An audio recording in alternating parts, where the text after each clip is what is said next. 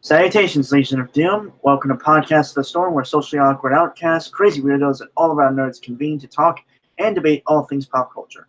With me, as always, is my co-host, the nerdy occultist, aka the Authenticator, Dalton L. Mortimer. Yes, hello. And our second co-host, the primordial source of evil in comics, Corrupt, will most likely be on at a later time. This is usually when he gets done with work anyway, so he usually takes a little bit to get on. Right. I completely understand. And I am your host / Time Lord Wannabe, the brainstormer of pop culture. How's everyone doing tonight?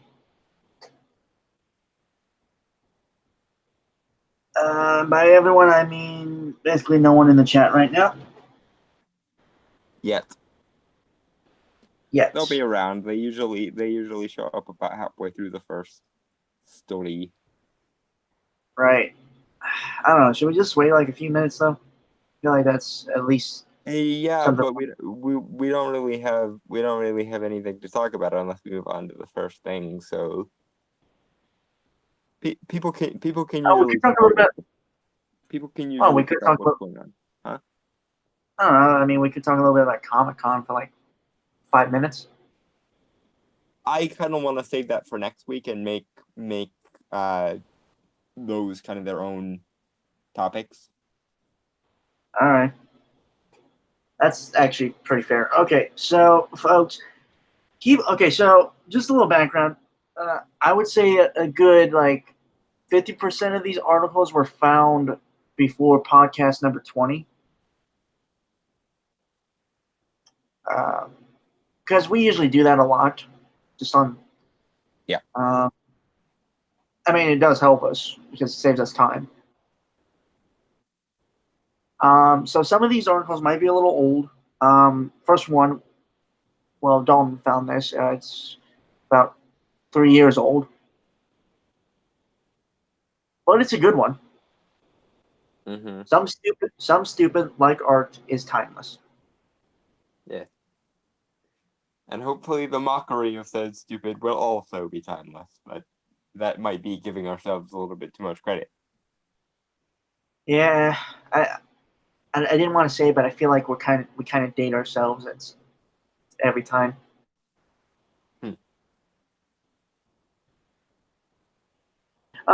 You know what? Maybe not. I think we just talk like old guys, though.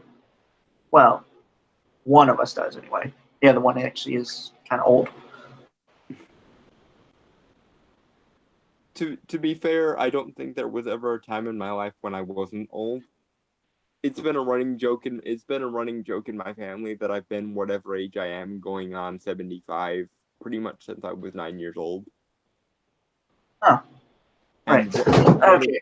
One of my teachers in high school referred to me as having an old soul, which I like it because it has slightly more positive connotations than you act like an old fuck, even though you're in your late teens and early 20s. But that's neither here nor there. I mean, speaking of which, my birthday is next week, so yay. But in case I forget to say it, obviously, so happy early birthday. Yes. Anyway, hopefully next week we will do something for the podcast.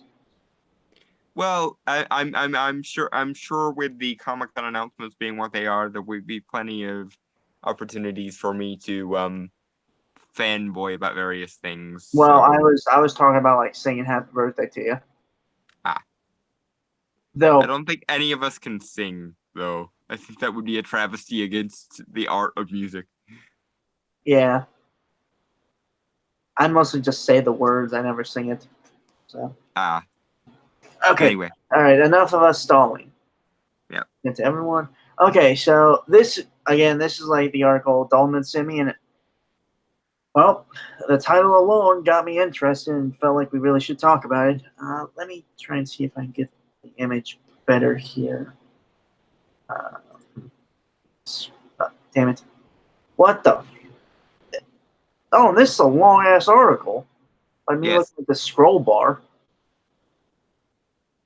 Maybe I should have saved this for near the end.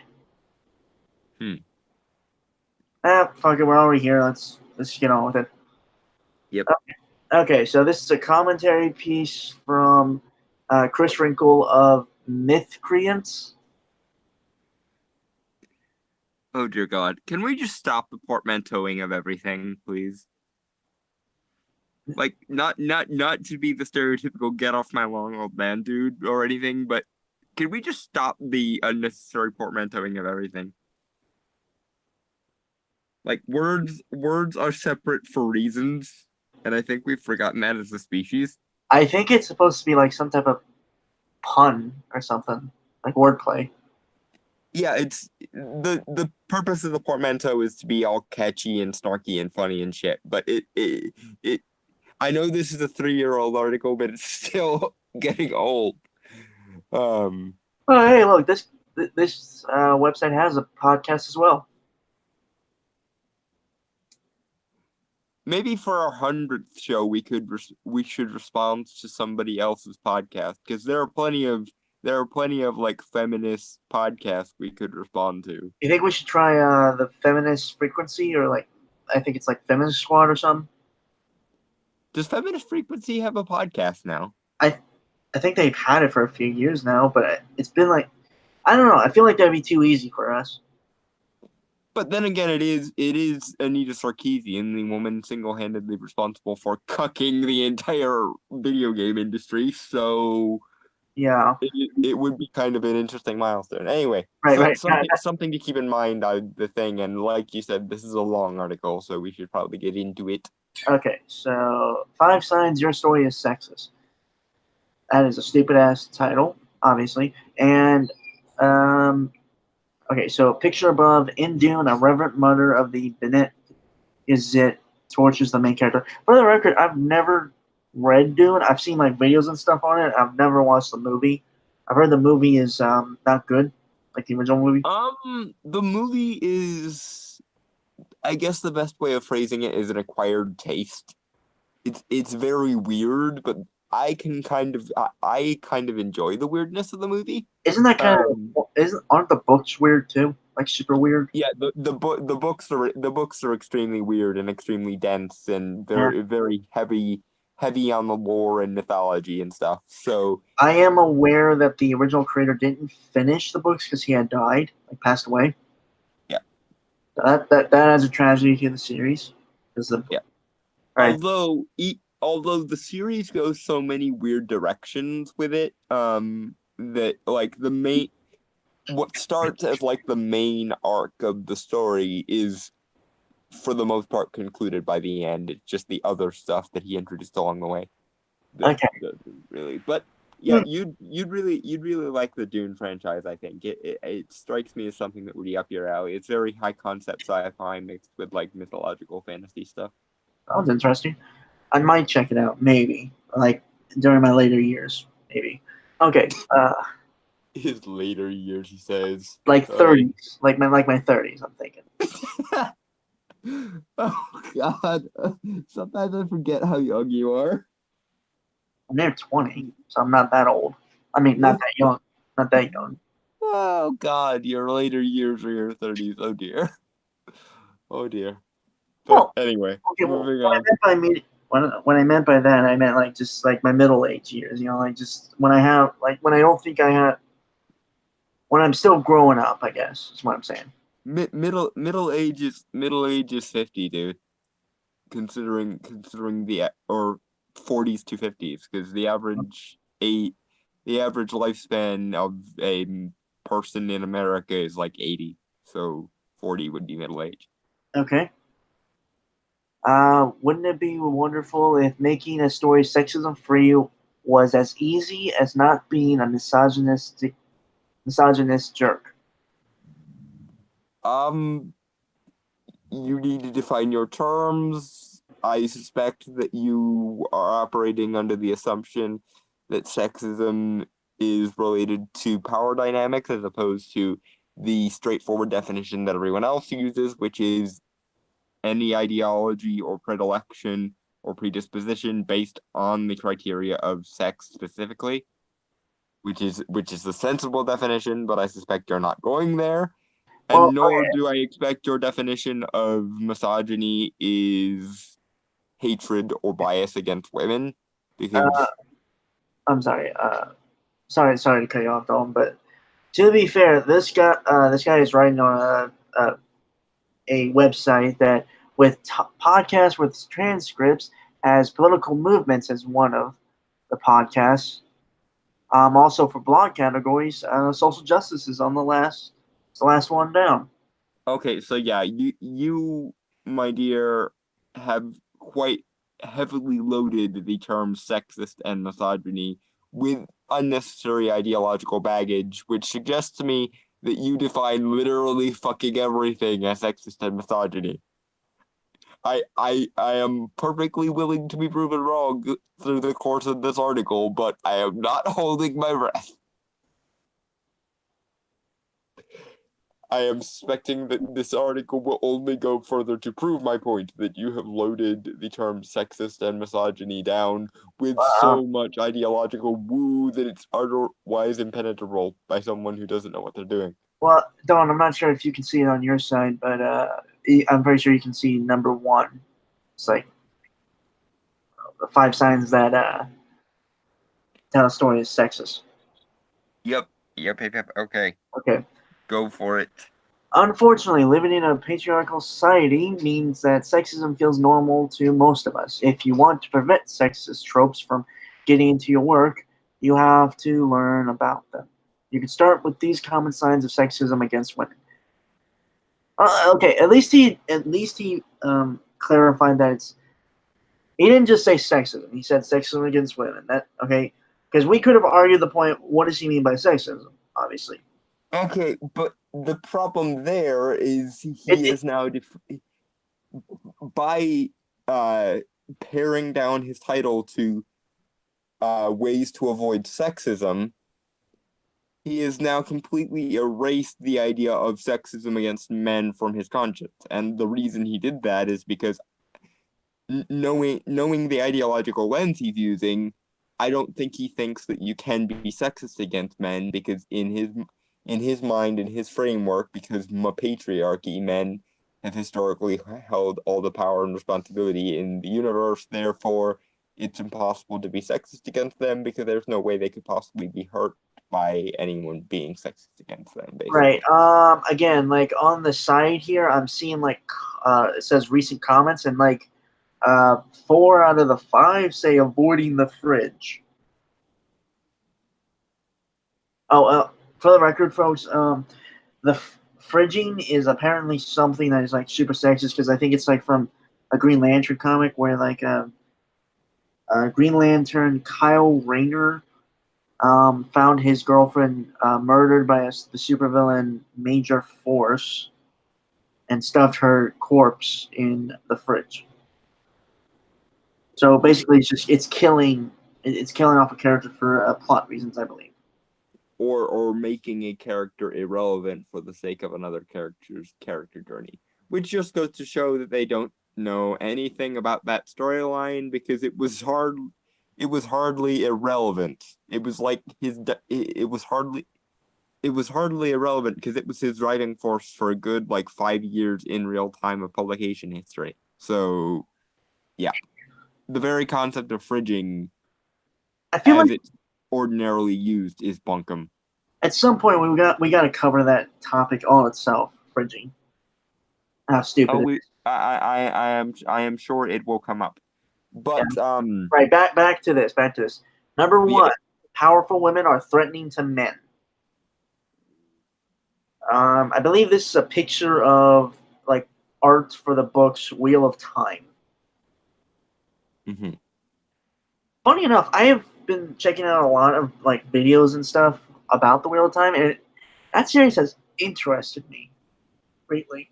Like I want to check it out. It's just something. Okay.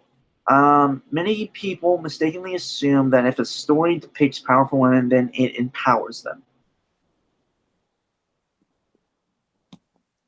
Well, considering that you've just defined this story as demonstrating that women both have and can readily obtain power, and empowerment is the process by which one gains power or the ability to obtain power. Yes, by the sheer definition of the terms we're using, that would be a fairly straightforward assumption. But let me guess. Here comes the ideological crowbar where obvious becomes no longer obvious because ideological woo. Am I anywhere near the mark? While depicting strong women can certainly help at work, what message that work sends about powerful women is more important. Uh-huh. So, in other words, you operate with 5 different axioms that get in the way of things that literally are definable as things not being those things under the right conditions. Okay, 10 points for me. I got it right again. Yay. Carry Uh, on. in your story, do female leaders feel normal, or are they threatening a threatening deviation from the natural order? Well, it Okay. depends on it depends on how you define the natural order of the story. Okay, but here's the fundamental issue here. Leader is an honorific position. To be a leader is not normal because to be a leader requires extra effort and authority that most people are not granted. That's what a leader is. That's why hierarchies are the way they are. So you've just taken something that is by definition not the norm, and you've insisted that it be made the norm. Do you see how counterintuitive that is? This is why I call it the ideological crowbar, because you take something that is straightforward and reasonable to the point of almost being redundant or tautological, and you jam an ideological axiom in there so that you basically are prying two things that are synonymously connected to the point of them no longer being connected. In your world, blue is not blue unless a particular ideological judgment point has been dealt with. In your world, power is not power unless it's done correctly, even if you yourself define that thing as power. This is why everyone gets cross with you, because you run very, very close to basically deconstructing all of logic. And people are very, very understandably connected to the very basic principle of things should make sense. Again, you know what's really weird is like I'm looking at the side here, like the right, where it's like this Mm-hmm. thing, like it says different recent posts. I think like, this might be for like sometime later, but I think there are more articles on this thing that we can get some mileage out of. I'm gonna wait until they assert themselves or become relevant somehow, because I get the feeling that if we make a habit of going back to the same sources, they'll start calling us harassers because reasons. We do that with the Mary Sue, kinda, not always, but time to time.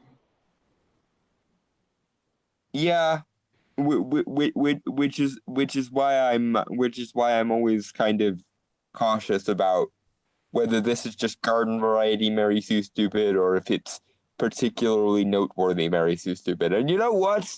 The Mary Sue is very, very good at one thing, if nothing else, and that's breaking my stupidity threshold in new and interesting ways every single time.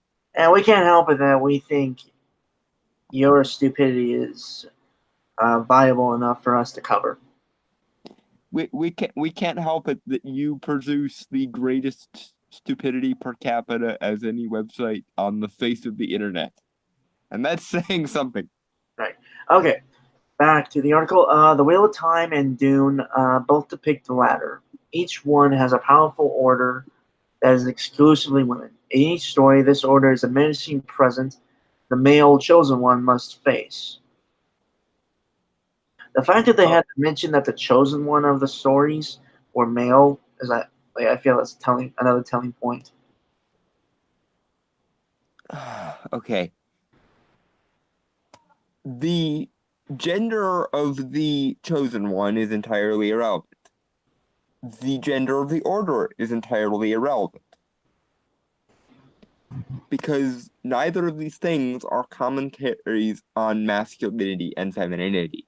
What they are is a narrative plot device, as you can find in almost any other story ever. Now, moving right along to what I was going to say when I first heard that, which is, so what you appear to be saying is, not only must women be given all the power, but they cannot under any circumstance use that power in a negative way. And this is the problem you run into with power, my friend. It corrupts. Well, not only that, but just on a sheer logical level, power is morally neutral. Meaning that in order to have power, part of that power is the power to do bad things. It's a thing we call agency, meaning that if you are free to do one thing, you would also be free to do the corresponding bad thing. If you're free to do good things, you're also free to do bad things, and so on and so forth. So if a person, be they men, women, or other, is given power, some percentage of that power is going to be misused, simply by virtue of its existence. And, like he said, the corruptive nature of power. Now, given that the chosen one that you've described is the chosen one, therefore he is the one the universe has chosen to be the moral good, and given that any obstacle to him would necessarily need to be opposed to that moral good in order to make the story compelling, interesting, or even relatable, yes, if you have a chosen one, chances are the people who get in that chosen one's way are going to be framed as not good. And if that group of people is powerful enough, that is going to be an example of power being used incorrectly. But this has absolutely but fuck all to do with their gender and everything to do with the basic logic of narrative storytelling. In your world, women must either be good or they must be powerless. This is why everyone dislikes you. Because you would actually rather see a story where women had no power than a story in which they are capable of misusing it in any way. I think. Especially if they're ever opposed by anyone with a penis. You said penis. God, can I be any more of a child?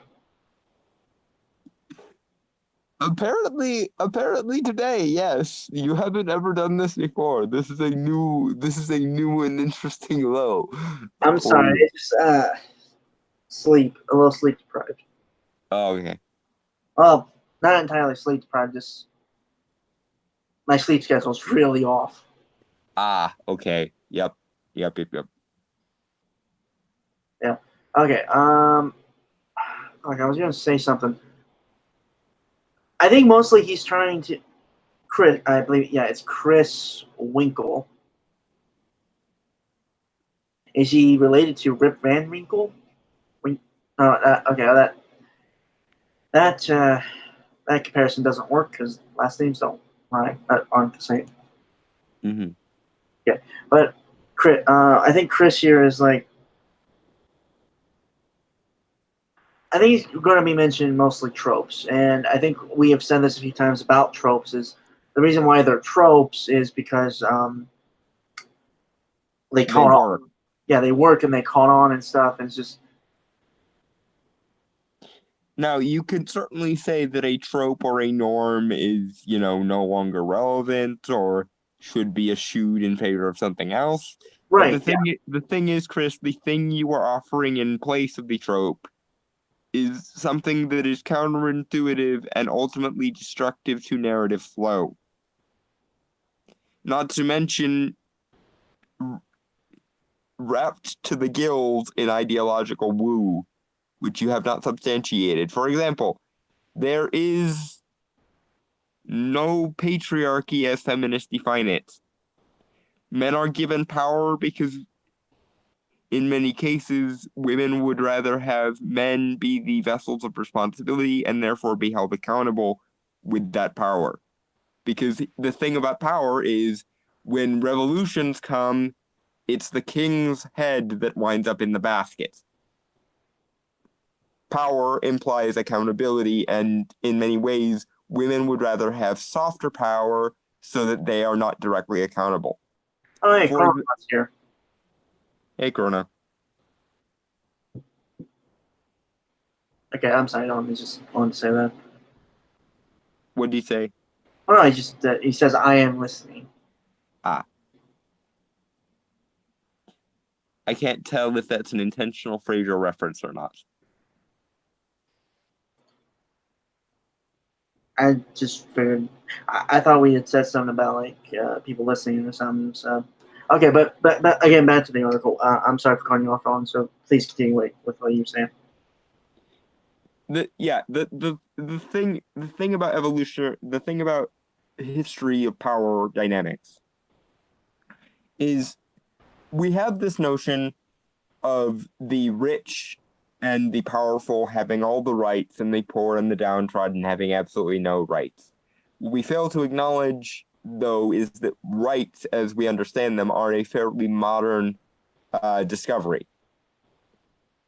Before, you didn't really have rights. What you had were privileges, and those privileges came with responsibilities. The French term for this, I believe, was called noblesse oblige, meaning the obligations of the nobility. If the feminist conception of history were correct, kings would not have any deference to their subjects whatsoever. Unfortunately for feminists, though, royalty was largely a mind-numbingly ridiculous threshold for responsibility, meaning that if you didn't do your job well, you would be deposed and your head would once again wind up in a basket. Don't. I'm sorry for cutting you off, but Chrono responded. He said no, and I'm not sure what that one means, but he said power does partially flow that way. Scapegoats. Yeah. But also, interesting little quirk to this point I'm making about the nobility and why the patriarchy thing is bullshit. Oftentimes, the queens of countries, unless they were single, would not have the responsibilities of state as much as their male counterparts would. But interestingly enough, when the revolution came or a rival warlord came, what would happen is the king would be killed and the queen would be remarried to whoever it was that was deposing the king. Why? Because it was thought that the queen had less to do with the runnings of the state and therefore was less accountable to the things that were wrong with it. The flaw in this logic is, of course, many times when people are married, women make many decisions both for their men and with their men. So it's kind of fatuous to say that queens had no power. Do you see? What you see with what feminists would call patriarchy is responsibilities and obligations being placed on men and them being given privileges accordingly, and equivalent privileges being placed on women, often without the burden of those responsibilities. And this they call oppression, somehow. But moving on. Yeah. Dune opens as Paul is pulled out of bed to be tortured by a powerful Bene Gesserit. Bene Gesserit is the word. You know, the weird thing is, I watched videos where they pronounced it, and it totally washed out of my brain. you've never seen it in writing before, though, so it's fine. Right, yeah. It's just okay. Bene Gesserit. In the Wheel of Time, the largest group within the Aes Sedai is the Red Aja. I hope I'm saying that right. Or is it Red Aha? I think it's Aja. You had it Okay. right the first time. Okay. The members of this group are often portrayed as man-hating lesbians bent on hunting down the hero. Okay, Dom, I gotta ask, have you read The Wheel of Time? No, I'm unfamiliar with it. I will call you out on the bullshit you said about Dune, though. Okay. Be because if you'll recall, the reason why the Mother Superior of the Bene Gesserits was torturing Paul was as essentially a metal testing uh, ritual to see if he was the chosen one. Because Bene Gesserits are held in a position not unlike prophets in the Dune universe. So basically, this was part of him proving himself worthy of being called the chosen one. It wasn't even necessarily an obstacle to him originally. Granted, they proved to be somewhat of a antagonist later because Paul refused to take their side in the argument over the resource of the spice. But then again, everyone became hostile to Paul when he refused to take their side in the argument. That's kind of what made him the Kwisatz Haderach, which is the Dune universe's equivalent of the Chosen One. The fact that he had both the precognitive abilities of the Bene Gesserit and the space warping abilities of the space folding travelers, whose names I do not remember at this particular moment. The fact that he was the child of both worlds, essentially. Like Aquaman. Less like Aquaman, because there was not quite as much of a genetic thing going on there. It was more that he had like latent powers. See, in the Dune universe, there is a spice called Dude, Malor. I know about that stuff. Like I said, I've watched a lot of videos on the lore and stuff. I haven't read the books themselves. Okay, yeah.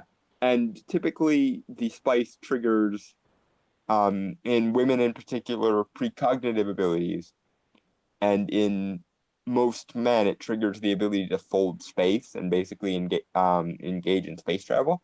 In Paul, though, his brain reacts to the spice by allowing him to have both abilities, which is the sign of the Kwisatz Haderach, which is basically the quasi-deity king of the planet the spice is on. I wish we had someone here who had knowledge of the Wheel of Time, just so they can help us refute that point. Though I'm pretty sure it is wrong, obviously. I'm not so sure that it's wrong, but But here's I the mean, thing. wrong in the term he is defining them. Yeah, he's wrong in how he's framing them. Yes. Here's the thing, Chris. A lot of women, feminists in particular, really enjoy the Amazon trope, the man-hating, utopian warlord women trope. You know what's funny about those I mean, okay, so I'm just gonna kind of draw the comparison between I am gonna give the example of DC's Amazons. So it's not like the actual Amazons, like of mythology. Yeah. So the thing is that they are probably a lot worse than the men they hate, from everything I have like kind of heard about them. Like, for one thing, they have stolen children from boats and stuff, and have forced themselves onto men, and then kill the men after they, get pregnant. And when they have, sons, they give them to one of the Greek gods to be essentially slave workers for their whole lives. So they are just, I'll be honest, I think a lot of them are kind of bitches. Yeah. But the point I was getting at is that to a lot of feminists, that is their definition of utopia, particularly sex positive feminists, because in the feminist framework, that is women using their sexual power to dominate men and to eradicate the parts of society that are corrupted by men, because in the feminist framework, it is the influence of men and masculinity that basically is responsible for the majority of society's problems. But with everything I've said as examples, doesn't that kind of prove that women can just be as bad as men? And that's probably why he doesn't like it, because it's taking what he thinks should be a perfect utopia and showing, nope, it would be just as totalitarian and awful as anybody else. And yes, once again, I must point out that women, when given power, can be just as awful as anyone, because power can be used both ways. It can be used for good things, but it can also be used for bad things. Right. And here's the thing. If we couldn't use power for bad things, that would not be total freedom. And in a lot of cases, power is equivalent to freedom, the freedom to do various things or do other various things. Right. I mean, a fictional example is Cersei from Game of Thrones. Oh,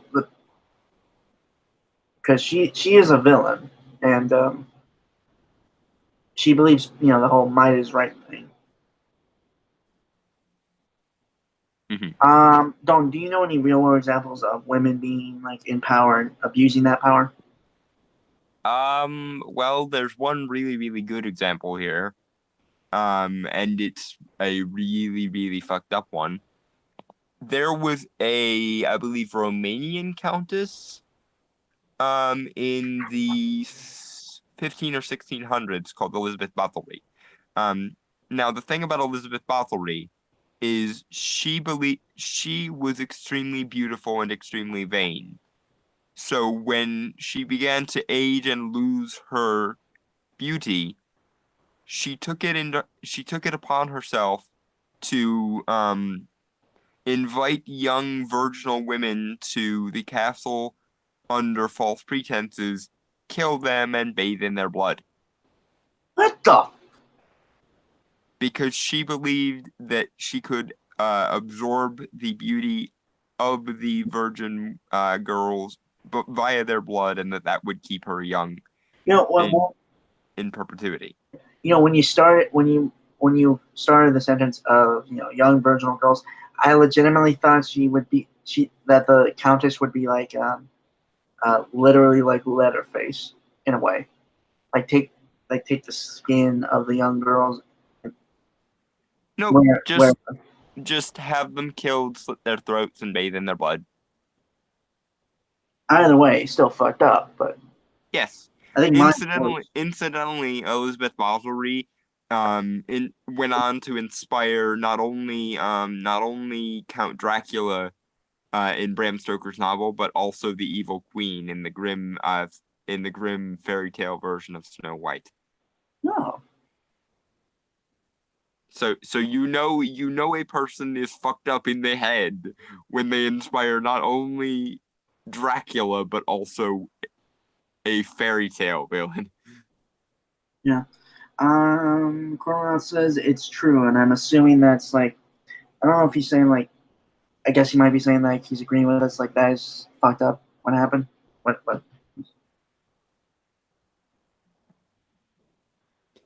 Yeah, she was basically a beauty vampire, more or less. She didn't get stopped till she did it to a noble girl. Yep. She accidentally got a girl who was above her station, and the king of her country then put her in jail for that. But she killed hundreds of girls in dozens of villages before anyone who was capable of doing anything even knew what was going on. Okay, back to this article. Mm-hmm. Fuck's sake. Right. Okay. While neither order is 100% bad, they reinforce the stereotype that women are manipulative. Ultimately, this sends that the message that women should not be leaders. Okay. Don, before you do, I just want to get like a few sentences out. Um, for one thing, women, I think, primarily are manipulative. Not. I'm not like okay. The context of me saying that is like, the whole sexuality is power thing. Like they manipulate a lot of people, and it's not just with women too. It's also dudes because they play on people. Manipulation is unisex, I would say, obviously. Mm-hmm. So anyone has the ability to manipulate. I mean, some are better at it than others, but it's just so that's null and void because it's not just women. I mean, granted, I would say maybe in media, women are more often portrayed as manipulative more than men, but that's I think nowadays it's more even, probably. Because the thought was that because men had more direct means, i.e., physical force, to get what they want, they would have to resort to subterfuge less. Whereas women, by virtue of being women, needed to be more abstract in their manipulations. That makes sense. Okay. But here's the thing, Chris. Does the existence of a character like Scar or Gaston or Jafar imply that men do not make good leaders? No, no, they do not. Why? Because these are not meant to resemble they're not meant to resemble the male, or rather, they're not meant to represent the male experience. Nor are women who are villains meant to directly correlate to the female experience, because in both cases, there is no male or female experience to correlate with, unless you start going willy nilly and changing the definitions around based on your particular ideological framework. But I think I just answered my own question because that's exactly what you're doing. Any woman can be used as an example of what women are, but no amount of men doing a thing is ever correlative to what men can do because men have all the power. Herp, derp, derp. Power and responsibility are not the same thing. Power and positions of influence are not necessarily the same thing. The most powerful people in existence are people who can tell other people to do things and have them get it done. Because you see, those people then don't have to expend the energy and effort to do those things and can still get what they want. That is the role that women played in large swathes of history. Chris. And therefore, showing women to be manipulative is no more an indictment of all women than showing men to be manipulative or evil in some way. You only see it because you are conditioned to focus on femininity and the female experience above all things. Need I remind you, though, that you haven't even demonstrated these things exist? You just argued from it because it's an axiom that makes your worldview stick together. Right, okay, so looking at chat, Stoka Tunnel Gaming is here. What's up, Stoka? Um, I was busy doing things while you were talking, so I wasn't sure when this popped up. But I mean, it just time, obviously. I'm just not sure on the context. No, it doesn't, and they aren't meant to represent the men or women's ideals. Yep. That was at 8:43 p.m. and 8:44 p.m. respectively. Yeah. So, but yeah, it's just there are very few people that can be leaders, and kind of in fiction, I think there are a lot of people, a lot of men and women who are like really good leaders. Mm-hmm. You know, I can't think of a lot of examples off the top of my head for some reason. Um, I want to say Wonder Woman. as like a leader, but I can't think of anything she has been a leader in. But again, my point is that uh, women can be leaders just like men. Uh, The issue is that because men and women are different, male leadership and female leadership are going to also be different. uh, okay. Oh, Mass Effect. You know, I I don't know if that's actually like a good example, but the character of Shepard, um, it can obviously be male or female. They do ultimately the choices that they think are best, which is what a leader is.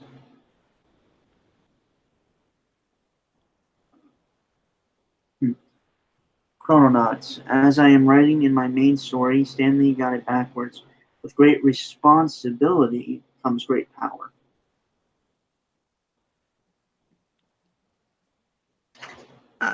I don't know. Either way works. Yeah. Honestly, I still think it's like the same thing, right? Mm-hmm. Yeah.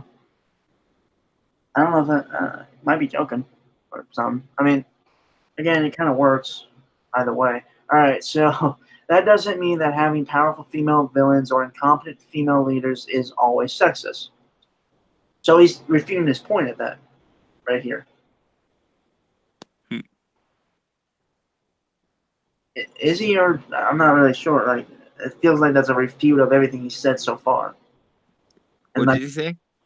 that doesn't mean that having powerful female villains or incompetent female leaders is always sexist. Okay, that's extremely counterintuitive given the framework you just set up, so please explain yourself, Chris. For instance, in season 3 and 4 of The Legend of Korra, I haven't seen. I only saw the first season. Legend of Korra is shit, and I consider it non-canon. Moving on. I don't know. I thought the first season was okay, but It was okay, but relative to its original show, it's not worthy to be a sequel series to oh, Avatar. Chrononaut. Thank you for the example. Amanda Waller is the best example of power leadership. Yes. Yeah. The woman who regularly can stand toe to toe with Batman and make him flinch. Yeah, I liked her, and I liked her in the DCAU. Yep. Yeah. The Why Tyranno. didn't they just bring back C.H. Pounder to be Waller again? She could have done it in live action. I don't know. Uh, the tyrannical queen of the Earth Kingdom is replaced by a tyrannical female dictator. I don't know that. I didn't know that. This isn't problematic at all. That's partly because The Legend of Korra has a well-rounded cast with plenty of positive female figures. Got anything to add to that, Dalton, or just move on? Okay, but okay. Just because women aren't playing central roles in a thing doesn't mean the women that are there needs to be universalized to all women. Because most women are not actually concerned with things like womanhood and femininity. They're just interested in individuality. And this is the thing. You need every woman to somehow fit into your hive mind in order for your framework to have legitimacy. And likewise, you need to project a universal framework of men onto everything so that you have something to fight against. The problem you have is that people are just individuals and that demographics are not determinative parts of a human's personality. There is no gay identity, there is no female identity, there is no male identity. These things are too broad and non-deterministic to be anything contributing to a person's personality. And stereotypes exist for the same reason norms exist, because a certain percentage of the time they're going to be correct. Now, I can say fuck both of them because I advocate for things like rationality and efficiency in all things. But you just want to swap one norm and one set of stereotypes for another norm and another set of stereotypes. You just want to be the one who's in charge of making those things. And therefore, I get to tell you to fuck off because I would rather exist in a world with no stereotypes and no norms if at all possible, because norms are mathematically inefficient and stereotypes are sociologically inefficient. See. Moving on. Right. But it's mostly because the power and villainy of these tyrants isn't tied to womanhood. The Wheel of Time. Well, actually, not as. I mean, do you have anything to add to that? Because that was like the other part of the sentence. Or... Okay, Chris. You have just made a completely arbitrary appeal to authority wherein you get to define what is and is not related to your definition of womanhood without ever defining your definition of womanhood. You need to define your terms, or you need to accept the terms that people who understand feminism and feminist ideology define for you. Pick one. It's the same problem. It's the same problem we had with Renegade Cut the other day. He didn't define his terms, and yet I suspect that if we nailed him on a point, he would shift his terms and call it strawmanning.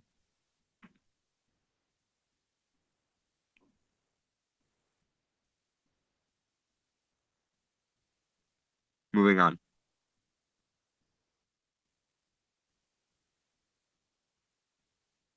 Sorry, again, corn dogs. Okay. But okay. The Wheel of Time and Dune do just the opposite. In Wheel of Time, magical energy is separated by gender.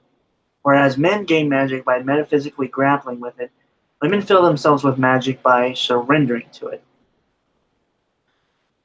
Okay, again, we have no. If anyone, okay, guys in the chat, if anyone can confirm this, like if you have read the Wheel of Time or like a fan of Wheel of Time, can you confirm this for us? Or we're not entirely sure. I mean, like obviously, I mean, I'm pretty sure he is telling the truth about that. I think again, just given the framework, it has the kind of stupid meaning to it. Okay, you just entered into my wheelhouse.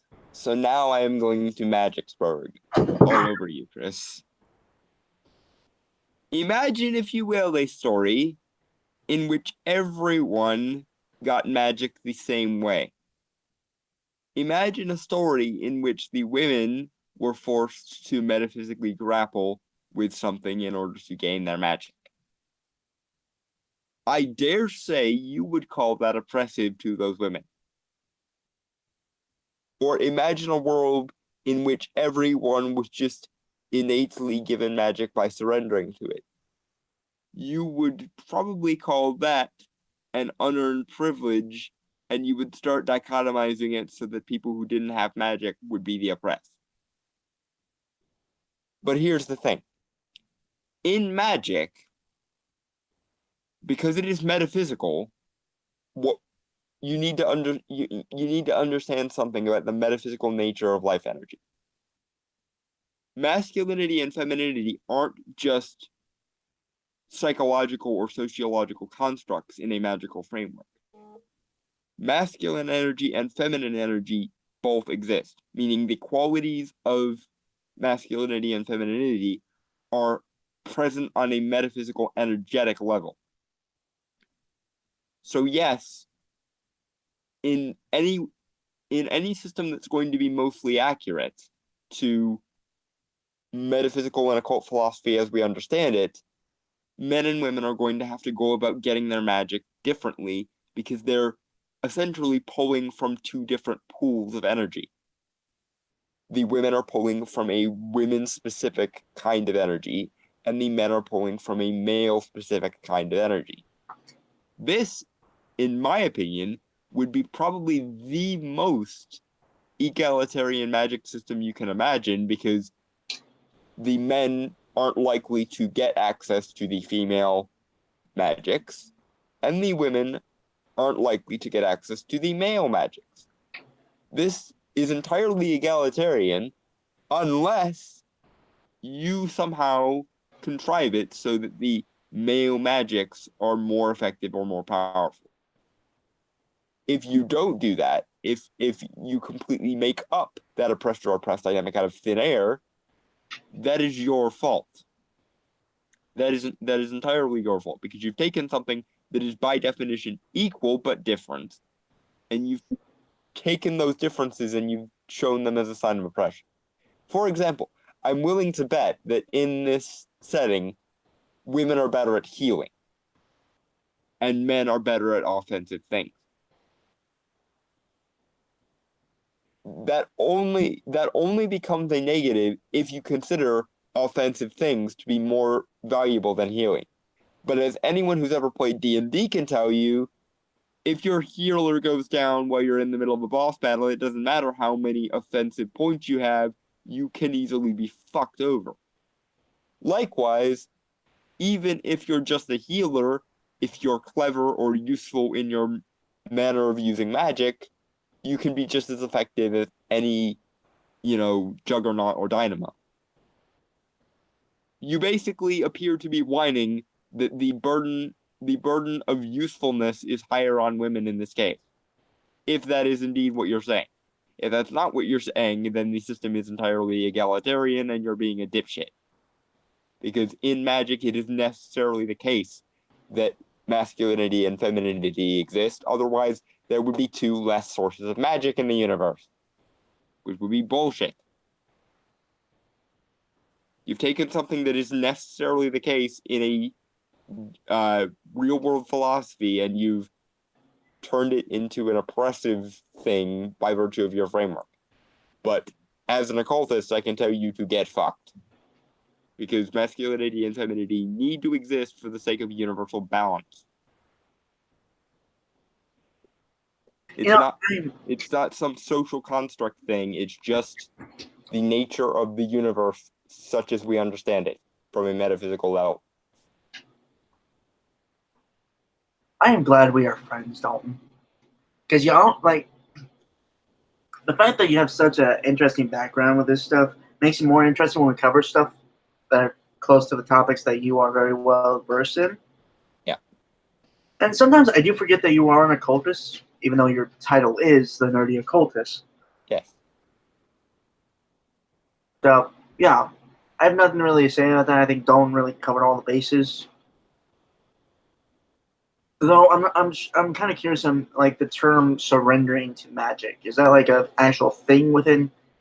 Okay, so it can be, but he's kind of made a false dichotomy out of it, because in magic, in order to function properly, you essentially need a balance of as many forces as possible.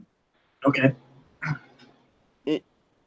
There is a level by which you need to surrender, because if you don't surrender a certain level of control, you're essentially going to be a ship that's set out on a vast churning ocean. But if you don't have any means of restraint or boundaries or self-control, you're going to lose yourself to the vast array of magical energies you're processing. See, I find this all very interesting. I really do. Surrender. I'm sorry. If you ever want to learn about this, just let me know and I'll give you some book recommendations to read. I might do that someday. Maybe soon. Chrononaut. Surrender is a tactic and can be deadlier long-term than direct attack. Also, Christian magic is based on this principle. Well, some of it. in the more sort of abstract schools, yes. In ritualistic theurgy, less so.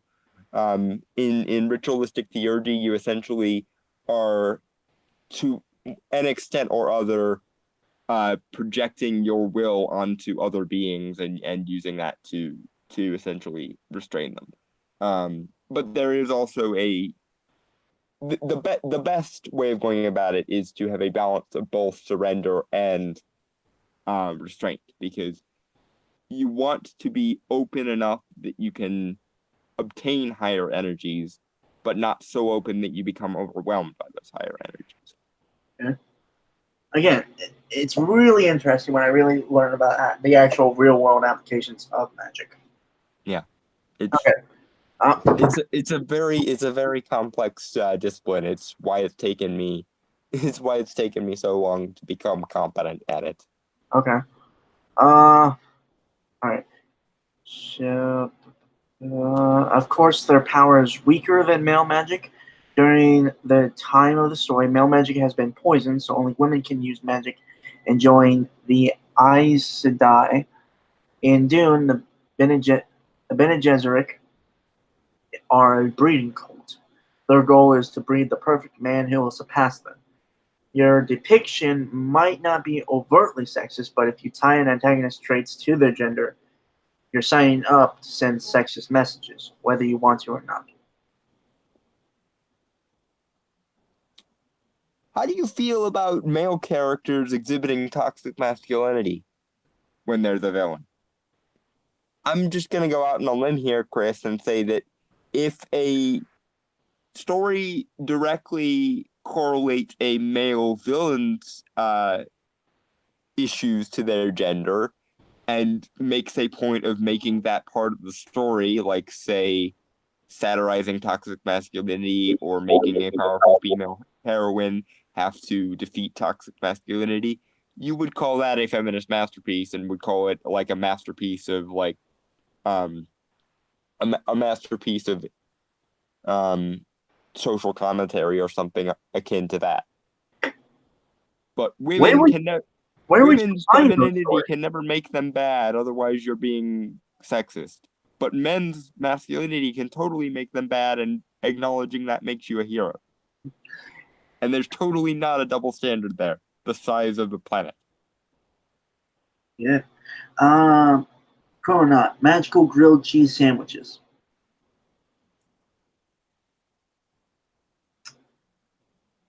Um, I I don't get it. it's a running joke between him and me. I don't even get it half the time either. I think his brain might have just burped. Okay. I thought it was fart. Brain fart, not brain burp. It's more of a burp when the brain randomly spews out things. A brain fart is when you spontaneously lose something that was in there previously. Okay. Brain burping would be like randomly spewing out something that makes no sense to anyone. All right. But okay, just before we move on, yeah, it's just like I have. Everyone knows that I'm a writer, right? Like I write a lot. Yeah. I've been writing since I was a kid. Even before I could actually write, I did drawings and I came up with stories for them. Weren't good drawings, by the way, but just. Hmm. But it's just when I write characters, and I've been writing a lot of villains, and I made them, and I always work on making them very interesting. But here's the thing: I write them to the point where they can be just you can replace their gender, and it doesn't matter. Sometimes it does matter, but those characters are few and far between. It's only because it's there. If I write a character where their gender is important, it does ultimately depend on the story I'm trying to tell. Mm-hmm. Um, Actually, looking back, I think I mostly like the female villains I've written, where like their gender comes into play is like they are the femme fatale villain. Yeah. They're using their sexuality as a means to whatever evil end they're doing. I mean, granted, the one I can think of most is like this slasher villain that again, it's like you can swap out the genders of the characters and it still work. But so that's whatever. But again, like that's how I think you mostly should focus on writing characters. Like they can be to a point, they can be swappable. Yeah. And I just thought of something for the sake of Chris. In Dune, the Bene Gesserit are seers. The seer quality they have is directly tied to essentially women's tendency to be more intuitive. So, in other words, their power is directly tied to their femininity. Does it not then follow that misuses of that power would also be tied to their femininity? And more to the point, one of the most powerful archetypes that a woman can fill is the archetype of the mother. And in Christian mythology in particular, a woman is the person who gave birth to God in the Christian mythos. Mary was a mortal woman who gave birth to a deity. A virgin also, so she was Yes, unspoiled. a virgin mortal woman, i.e., a woman who had no other qualifications other than the fact that she essentially had no other qualifications. And yet she gives birth to God. A mortal woman gives birth to God. Well, So the physical manifestation of God. well, yeah, but I'm speaking in broader terms to help make a point. Right. I know. So in the Christian mythos, mortal women are in some important way on par with the creator of the goddamn universe. Bearing in mind that said mortal woman has no powers or extraordinary abilities in her own right, other than her womanhood. Likewise, in Dune, the Bene Gesserit's powers are tied explicitly to their femininity, and they give birth to a kind of god themselves. And you say that this makes them less feminine or less worthy female characters. A story where women have the power to give birth to gods is oppressive to women. They're the only mortal beings who are allowed to do this, mind you, because men cannot give birth. Women have the ability to generate gods, and men have the ability to generate nothing aside from structures and the allocation of resources. And this to you is the oppression of women. I would suggest that maybe we should focus on some of men's contributions to the world a little bit more, rather than find some way of turning a woman with the power to give birth to God into she is oppressed by her immeasurable power to give birth to a god. You can give women all the power you like, but if it's stereotypically female, it's still problematic somehow. But if you rob women of their femininity, that's just them adopting male roles, and that's also problematic. So either we can give women all the power you can conceivably imagine through their femininity, and that's problematic, or we can basically make women characters blank slates, and that's also oppressive because that's ignoring the contributions of femininity somehow. Or we can make them Mary Sue's who never. Well, actually, a Mary Sue is kind of unisex itself. Yeah. So, I guess my point doesn't really work. Yeah, but point being, Chris, there is no logically consistent way of pleasing you, except for operating in a very specific, very narrow moral framework, and anything else is considered morally bad. You know, I'm not sure if you knew this, but the term Mary Sue came from a Star Trek fanfic, I believe. I thought it Well, I believe the trope has been around longer, obviously, but I think it was more. But I think Mary Sue, like the term Mary Sue, more became more synonymous with the trope of a character who never gets anything wrong, but does everything right. You know. I think I had heard that somewhere.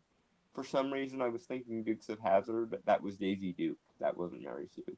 So Okay.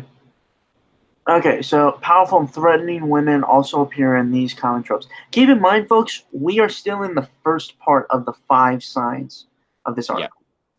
God, this article is so fucking long. Okay. Um, number one, well, not number one, but the overbearing wife. Have you noticed stories often have henpecked husbands, but not henpecked wives? in other words, at least in the domestic sphere, the woman has all the power and the man is submitting to that power. How exactly are you going to make women having more power than men into women are oppressed by their power over men somehow? What the possible fuck could you say that would make any kind of sense of the woman very evidently has more power than men, but that means he's oppressing her somehow? Henpecked, my dear Chris, is a word we use for subservient. When you want to demonstrate a character is strong and powerful, it helps to have people around them be fearful or subservient to them. In fact, this can work in the other example as well. One of the ways that you make a character badass is by making them in some way threatening. The problem is, of course, that threateningness is a power, and power can be used both for good and for ill. For example, Agent Waller and Batman occasionally go at it when they are at philosophical odds with each other, and sometimes Agent Waller is in the right, and sometimes Batman is in the right. But in all of these cases, Agent Waller is threatening to Batman, and Batman is threatening to Agent Waller.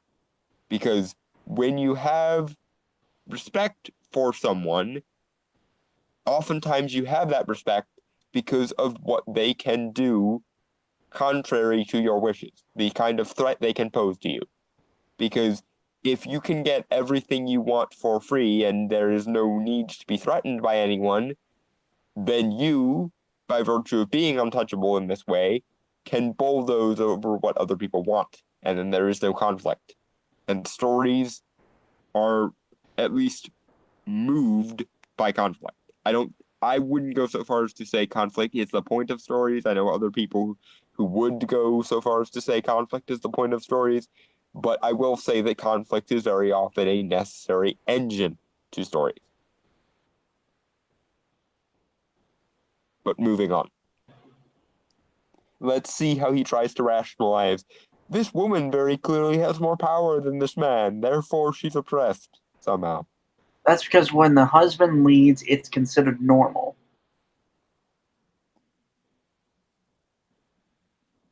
Really? Yeah, I I don't felt know. like that was a facepalm moment. I don't know why. Okay, I don't know if you've been living under a rock for the past 80 years? age of human evolution. But here's the thing, and this is the other thing that relates back to my point from earlier.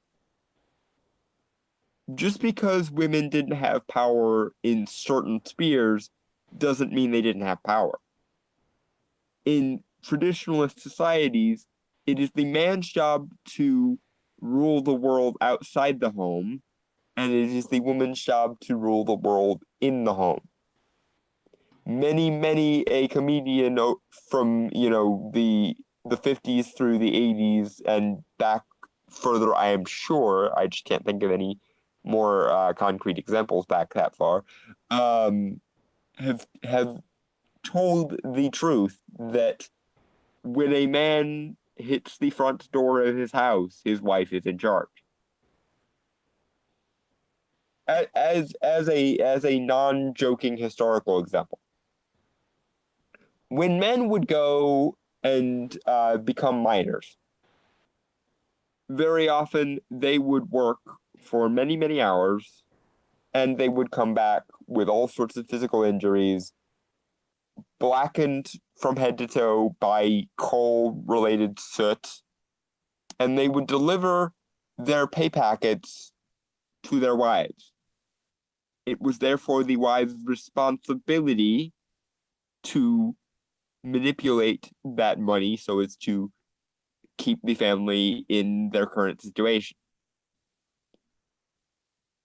This was the men having the power to work in the mines, yes, but it was also the women having the power to stay the fuck out of the mines, because the mines were a very unpleasant situation, do you see? And it is the woman who was given the ability to determine where the money went, which meant that even though this probably didn't happen very often, if she wanted a fancy new thing, she was the one who had the power to buy that fancy new thing for herself. Fortunately, back then, women understood that it was their responsibility to also care for their husband because their husband was doing the providing outside of the home.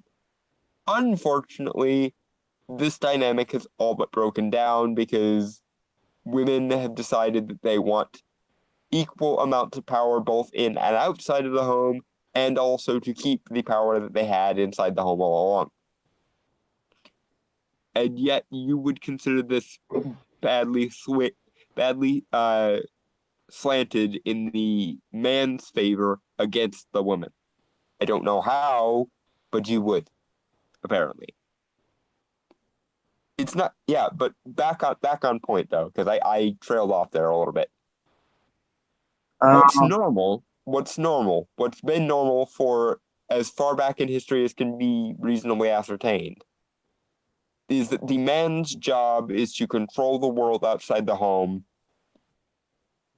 so that the woman doesn't have to deal with the bad things of the world outside the home.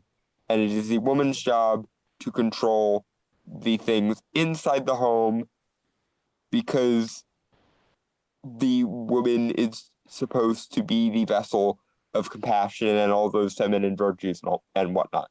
But the thing of it is, a person's home is where they are the most vulnerable. Out in the world, it's not where you're the most vulnerable. Because going out into the world is dangerous. Therefore, most people, at the very least, adjust themselves accordingly. You wouldn't walk naked into the middle of your town square under most normal circumstances. You would, however, gladly sit at home on a Sunday in your underwear doing nothing if that was how you chose to relax yourself.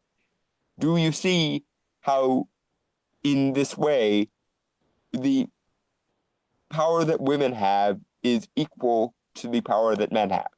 The problem that you have is that it's just different. Men have more overt power because you can see the concrete results of the use of man's power, but you can't see the results of female power because female power is by definition subtler. Again, because subtle power is less accountable than overt power. Overt power can be traced, overt power can be tracked, overt power can be judged. Subtle power can be denied. There's this thing in legal terms called plausible deniability, which is if you can reasonably ignore that something happened, then in legal terms, it might as well not have happened. Entirely regardless of whether or not it did happen.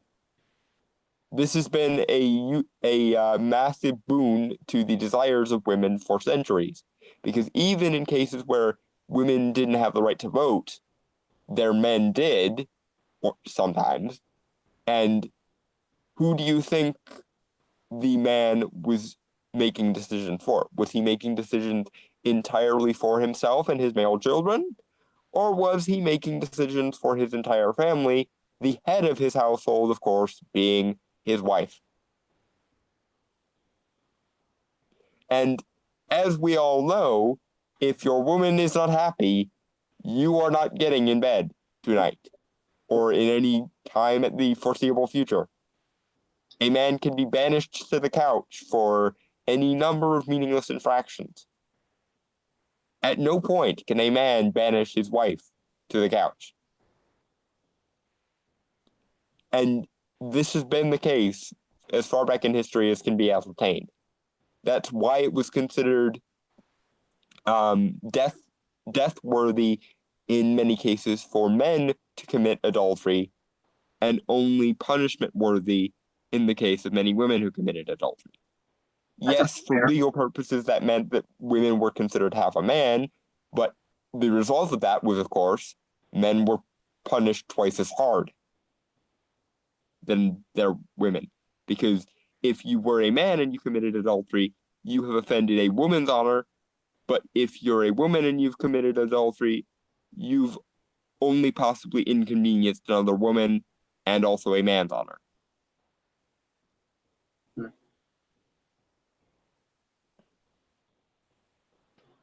Okay, moving on. Yeah. Labeling concerns or direction from women as nagging is just another way of casting women who aren't submissive in a negative light. Okay, Dawn, before you do, for one thing, guys do nagging too. It's basically where we just like, people get upset at certain things, and especially if you consistently do not do the thing that people are asking you to do, they're going to nag you about it. It's a thing. Okay? Yes. And also, let me just compare for a second. When women nag too much, they are considered nagging bitches. When men become too insistent on their desires, they become toxic aggressors. They become abusive. But at no point would we consider the nagging of women to be abusive. We would just consider it annoying. Do you think that's fair, Chris? Do you think it's fair that when men insist that something is done the way that a man wants, we consider it abusive, and when a woman insists that things be done the way she wants them done, we just consider them annoying? I personally find both genders annoying when they do that. Yeah, and I also do as well, because I don't read abusiveness into everything, but the the standard of society is the standard of society, and you have to prove a significantly higher burden of proof if you want to say that as a man your wife is abusive, but you Oh, don't have to prove nearly as much of a burden of proof if you're a woman and you say your man is abusive. In fact, in many cases of domestic violence, if a man calls the police about his woman being abusive to him, physically or otherwise, it's him they will arrest because they will assume that he was abusing her. yeah, that actually. There was a story I was told in church once about like the exact same thing. Like the guy never once hit the woman, never once, but she did constantly and stuff. And like one time, he got like so just fed up with it, and he just hit her one time. She called the cops, and he got arrested for it. So it's just. I mean, like obviously, you shouldn't hit. You shouldn't Yeah, hit anyone. obviously not. Yeah, But my point is, you are saying that pointing out that women can sometimes do negative things is harmful and oppressive to women. But you would completely ignore any time when a woman does something negative to a man and a man responds in kind, or you would frame it as much worse. That's kind of my point. When women do things, it's annoying and in sitcom cases enough to be funny. But when men do things contrary to the way that women want them done, he is at least a jerk, if not worse, and depending upon the size of the infraction, abusive. You're right in that I wouldn't call that equally weighted, but you kind of have the causality backwards, do you see? Double standard. Women are treated more leniently when they do negative things, and you can only see that as a problem because it implies that women do negative things. Well, yes, Chris, yes, women do negative things because women are human, and humans can use their ability to do things for both positive and negative ends. I mean, I think we brought up a few points before. Is like women can be rapists and murderers, and I mean,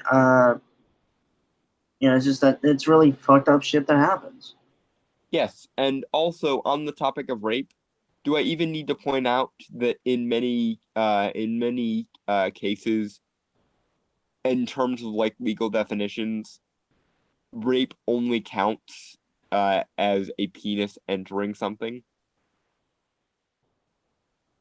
And when a woman forcefully envelops a man's penis with her vagina or other thing, it's referred to only as sexual assault. What the fuck? Yeah. It's the same thing. Yeah. But not in certain legal statutes. Okay, I think we veered a little off topic, but yeah. Okay, so the femme fatale. To be honest, I think that's kind of a favorite amongst audiences, men and women alike. Yes, women very much enjoy the idea of being able to use their sexuality as a weapon. Because sexuality, as I explained many, many times through many, many different podcasts, is a power that women generally have more than men. It takes a lot more effort for a man to be seen as above average attractiveness than it does for a woman to be seen as above average attractiveness. Because human psychology, by virtue of our evolution, is weighted towards finding females attractive. Because men bond with women for both mating and for maternity. Men bond with both their prospective mates and their mothers. And women do not need necessarily to bond with one particular man. That in many cases there was a tournament model among species where there would be one male and a whole host of females, which implies the female desire for the best genes taking the form of waiting for the best men or the best man to show up, whereas when women show up, it automatically excites a certain proportion of men. Women are seen as more beautiful just as a default than men are. Again, it takes more effort for a man to be seen as attractive than it does a woman to be seen as attractive. I think we brought up Y: The Last Man one time when we covered something like this before. Mm-hmm. I think Chris here would find that story sexist. Probably. Yeah, but it actually kind of reminds me of a story concept I had thought once. It was more of like a joke, but a guy beats the queen of the Amazons, and now the entire island wants him because he's like more desirable on the fact that he was able to best the queen of the Amazons. Yeah. So the whole gene thing and all that, like they want because they think like the children were born from him, and they basically be like god warriors or something, warrior gods. something like that. Women are attracted to men who can commit amounts of violence because it implies that they will use that violence to protect them. And men are attracted to women for nurturing and caregiving because it implies that their genes will be protected. Right. Okay. Back to this because I think we got a little off topic there. We did. Yeah. The femme fatale, like the Aes Sedai and the Bene Gesserit, the femme fatale is a villain with threatening traits that are tied to womanhood. These characters are usually designed to be attractive to a male audience. No, to that last part. They're designed to be attractive to both men and women because women are attracted to the idea of using their power to ensnare men. Women are what is referred to as hypergamist, which means that they want to get their genes in contact with the best genes that they can come across. They want to fuck the best men possible because that will imply better men in the future. Right. Men, however, are not hypergamous. A man will gladly settle for a woman who is outside of his social class or even outside of his standard of attractiveness if she exhibits the right personality qualities. I think this was like our second or third podcast. We talked about, the black comic. I gave my idea, and you had mentioned that, like, the whole harem thing, like if they were like actual super people. Yeah. So some like that, and the femme fatale also is just, well, I mean, there are lesbians, so Yes. again, it's a whole sexist power thing. Yes. Many women want to see themselves as the femme fatale also. Many women fantasize about dominating their men. That's why the word dominatrix is in common parlance where sex is concerned, but dominator is not nearly as common. I'm sorry, my mind blanked there for a second. Is there anything else we can say about the femme fatale? I mean, like, he doesn't give really much here. Nope. We can move on. Okay. The punitive matriarchal leaders. Punitive, I think. Punitive. Punitive. Is that like purity or something? Punitive means punished or punishing. Okay. In speculative fiction, matriarchies often have comical, exaggerated attitudes towards men. I mean, would we be far off?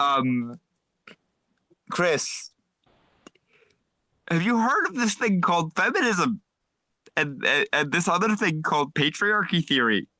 Does that not strike you as in any way exaggerated or overly simplistic in any way? Again, the same example: the DC Comics Amazons. Just again, they have like they super hate men. And why wouldn't they? They consider men to be extremely disposable. But okay. To be fair, they were. There are points that can be argued that why they think that.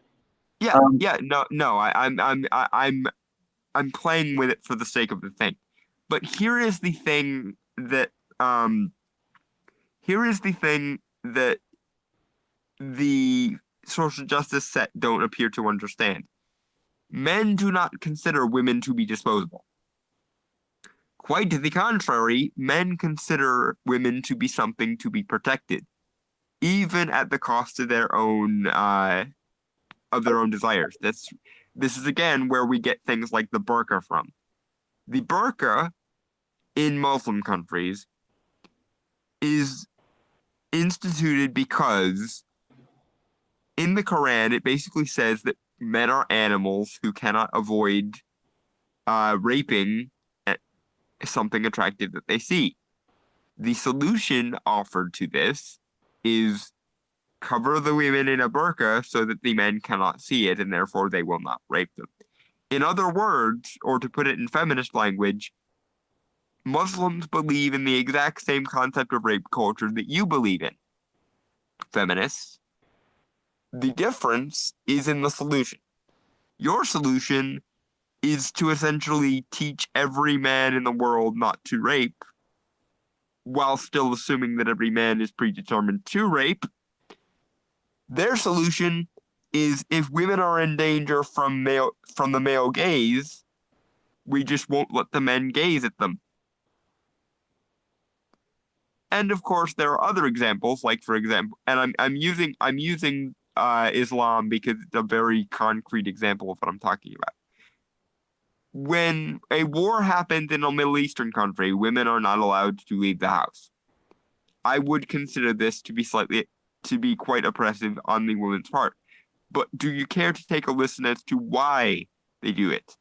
They do it because the men know that the outside is dangerous during a time of war, and they don't want their women to become casualties of that time of war. In other words, they restrict women's freedom so that women will be more protected. But do you care to take a look at who they are in none of these cases interested in protecting? They're not interested in saying things like men are not beasts who will rape anything that moves. They are not interested in putting men in the house so that men don't have to fight in wars. Quite the contrary, they consider men to be useful as tools and women to be valuable objects that should be locked away for their own good. They don't kill women because they find women to be disposable, because they don't find women to be disposable. They find women to be valuable, and therefore they protect them. The problem, of course, is that protection comes at the cost of freedom. Because if you want to be safe behind the walls of a place where there is no war, then you obviously can't go gallivanting off into no man's land with no protection. And if you want to believe that men rape everything that moves, it's probably a good idea to wear something so that they can't see you. Or, of course, we can say women can wear whatever they like and men still need to not rape. Because, of course, there's no conception of the fact that maybe we could just acknowledge that men aren't predetermined to rape things. Is that an option? Like, not assuming that men are going to rape everything that moves? I'd prefer that option. You know, I feel like someone's gonna have to do a story about like where it's the complete opposite of everything that is actually going on in our world. Like the roles are reversed.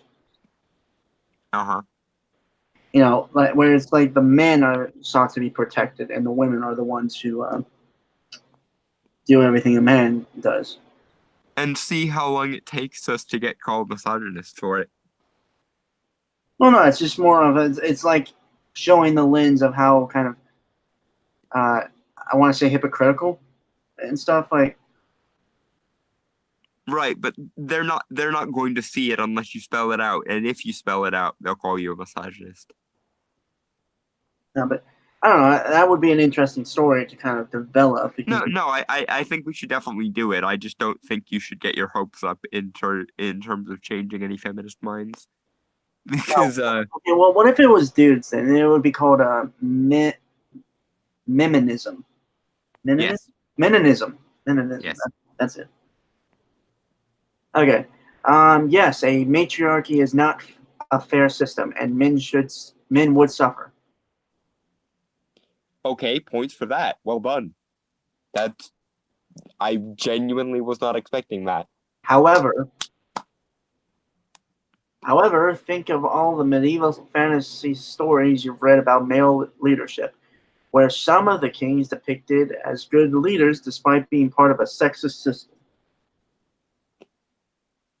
Are you under the impression that there are no stories with good matriarchs, Chris? Because not only are there stories with good matriarchs, Chris, there are historical eras with historically good matriarchs. Queen Elizabeth I, anyone? It was it was one of the most prosperous reigns in the history of Britain, and it was led by a woman.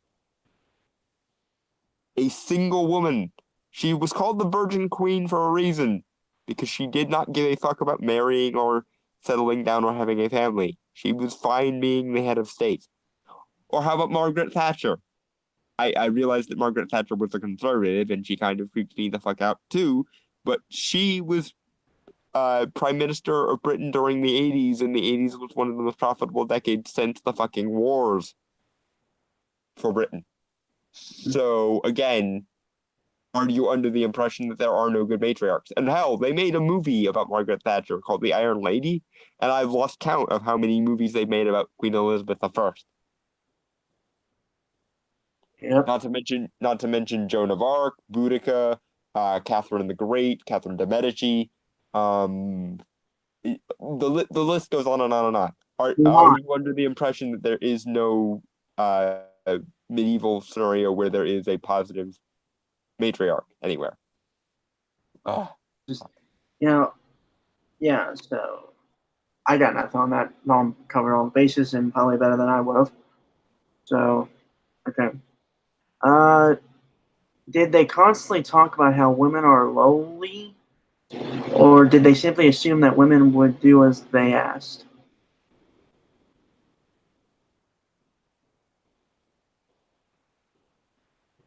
hmm? Oh, you didn't catch that? Okay. Did they constantly talk about how women are lowly, or did they simply assume that women would do as they asked? Okay, Chris. If there is a single medieval story where they don't make a point of the oppression of women, feminists lose their shit because they think it means that the person who made the thing is saying that the Middle Ages was an idyllic utopia. And if something like Game of Thrones portrays the Middle Ages somewhat more darkly or more realistically, quote unquote, then they still call it sexist because it's accurately portraying things that the feminists think happened in the Middle Ages. But again, the Middle Ages was when Elizabeth Bathory was Elizabeth Bathorying. And nobody did shit to stop her until she ran afoul of someone who was in a higher station than her. And if she was the queen of her respective country, no one probably would have said anything unless she started going for foreign citizens. But look at just how vilified Vlad the Impaler was in comparison.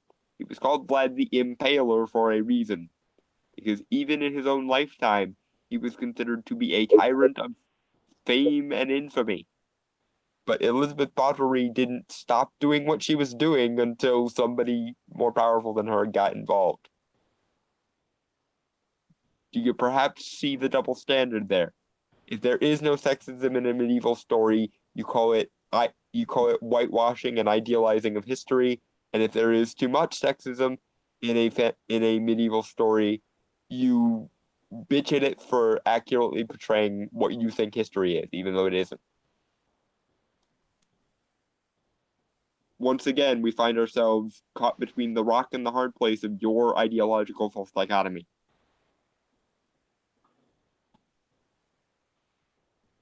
Again, I got nothing. Don't make your matriarchy over the top. If you do, you're sending the message that female leadership is scary. Again, Dalton, would you mind listing off a few of the, I would say, benevolent female leaders of history? Catherine the Great, Catherine de' Medici, Queen Elizabeth I, Boudica, Joan of Arc. Let's see. Uh, and Boleyn. Trying to think of some other ones, but more to the point, Chris. Does this mean that in the next feminist story I read, I'm going to see somebody not portray patriarchy as a universal evil? Or would that be also sexist somehow? This is the thing. You can sit there and say, Chris, you shouldn't frame your matriarchy as over the top and sexist, while simultaneously believing that in actuality, a oppressive patriarchy has existed for thousands of years that oppresses women at the expense of men. Mind you, these matriarchies exist in the stories that people tell in fiction.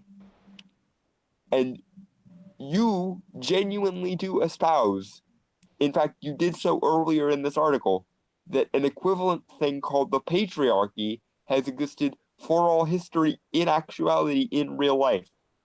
Do you see how these are not quite equivalent things, even though I don't always like to draw a massive distinction between things that are fictional and things that aren't, because I find that when you're talking fiction, you're talking in logical terms, not empirical terms, so it's kind of fatuous to say, but more reality though. But yeah, you are espousing that reality is controlled by an over-the-top, mustache-twirling evil patriarchy, and has for thousands of years, while simultaneously saying that people who write fiction are not allowed to ever portray a matriarchy with equivalent over-the-top evilness. And yet you think you're an authority on determining what is and is not sexist. Chris, do me a favor and try to get the hang of basic logic and basic, like, dichotomies before you go ahead and declare yourself the king of declaring things sexist or not. Please. If you want to add positive depictions of powerful women, your female characters should be powerful on their own terms.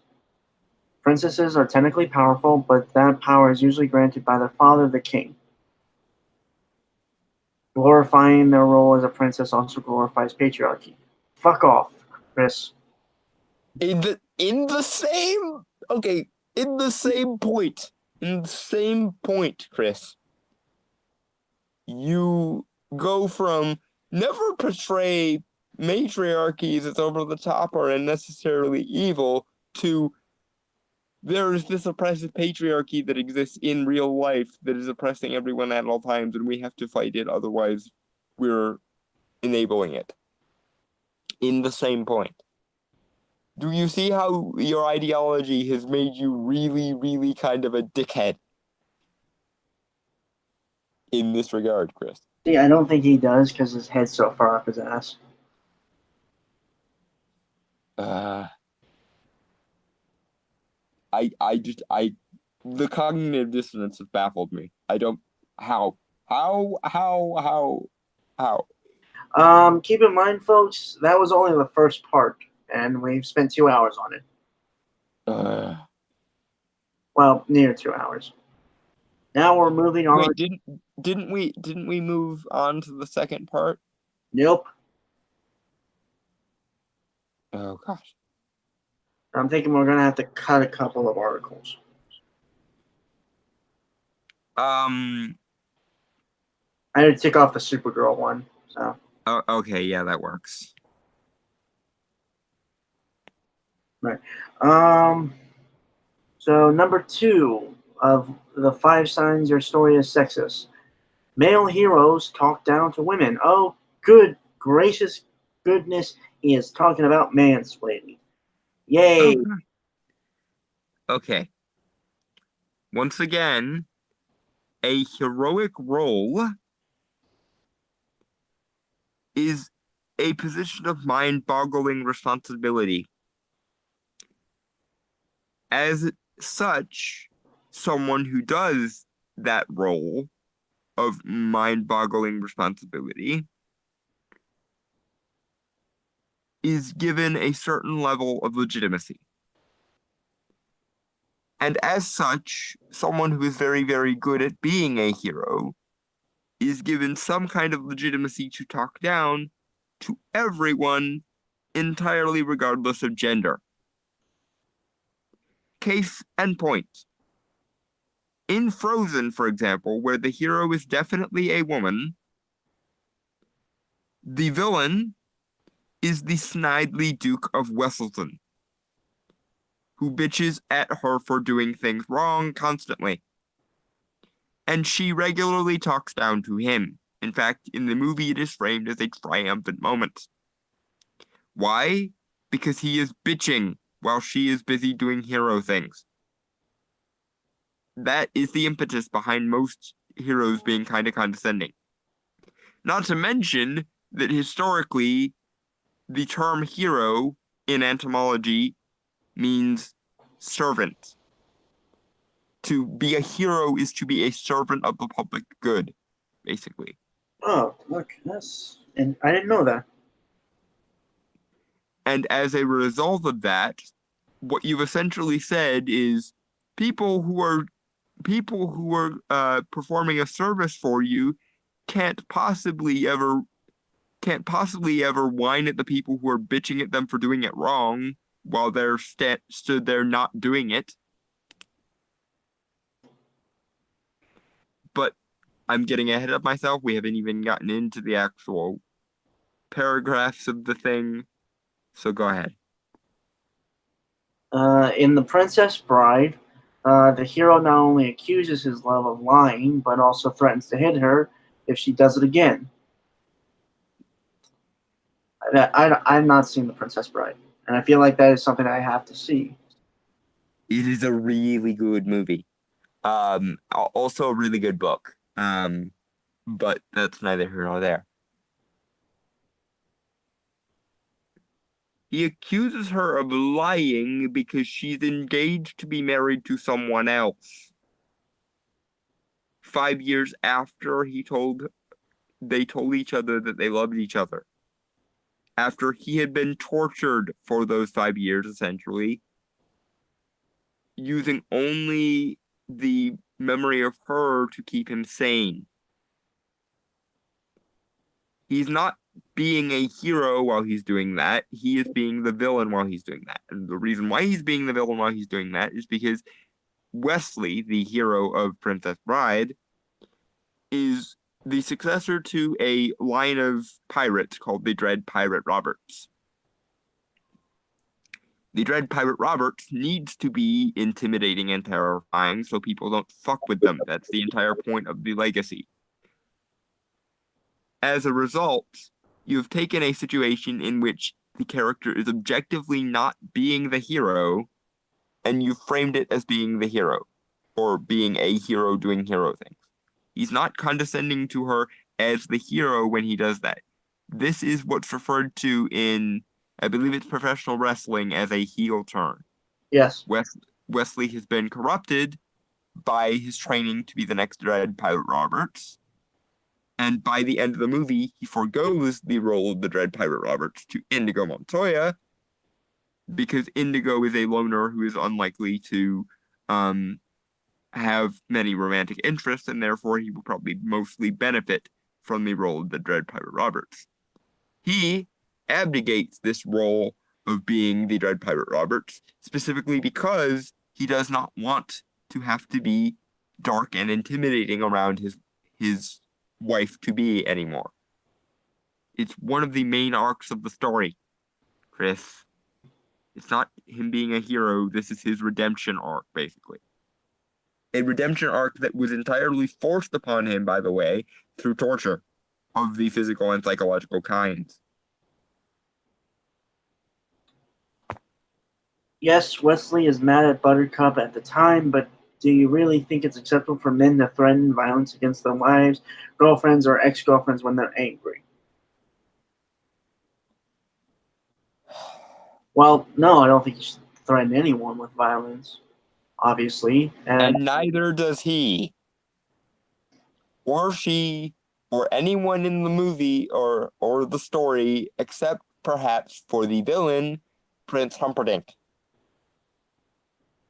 Humperdinck? Yes. Sounds like an asshole name. You are not wrong. You are very, very much not wrong. Prince Humperdinck is probably the worst. Just the worst. Okay, but that's neither here nor there. I could fanboy about Princess Brides all day long because it's one of the best fantasy comedies in probably the last 3 decades. Yeah. But that's neither here nor there. Again, this incident you're referring to is not even Wesley being Wesley. This is Wesley under the guise of the Dread Pirate Roberts. And he does so thinking that she has turned her back on him and been betrothed to another. After, mind you, he used the image of her loving him to withstand all kinds of torture.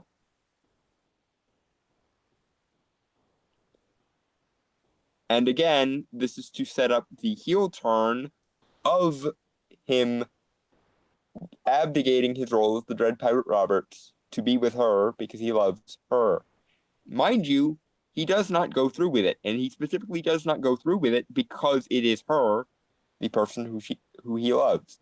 And even though he has been trained into what is essentially the equivalent of a violent sociopath by the previous Dread Pirate Roberts, he cannot bring himself to go through with it, even though he knows he should. So yeah, even in his darkest moment, you could frame this as a heroic act, and you're framing this as him being abusive somehow. I don't know. And let's just say, for the sake of argument, that he was right in this instance.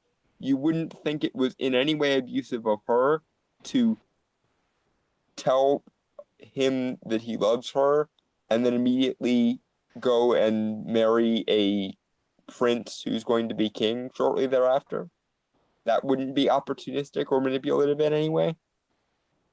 Oh, I forgot, because she's a woman and women can do no wrong because of feminism.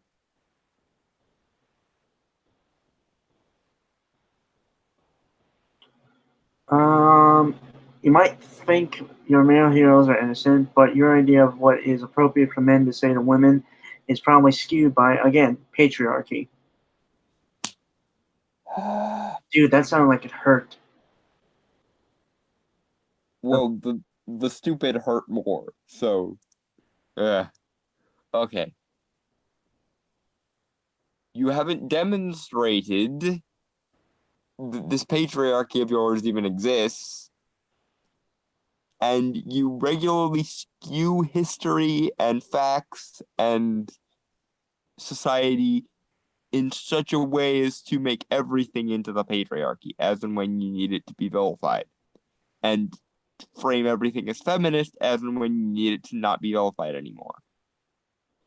Also, if the brainwashing powers of the patriarchy are so universal and pervasive, how exactly did you get hold of the power to be immune to them? Or are you just making a random appeal to authority whereby you can set yourself up as the judge and jury and executioner of every other motherfucker on the planet because you're one of the good ones?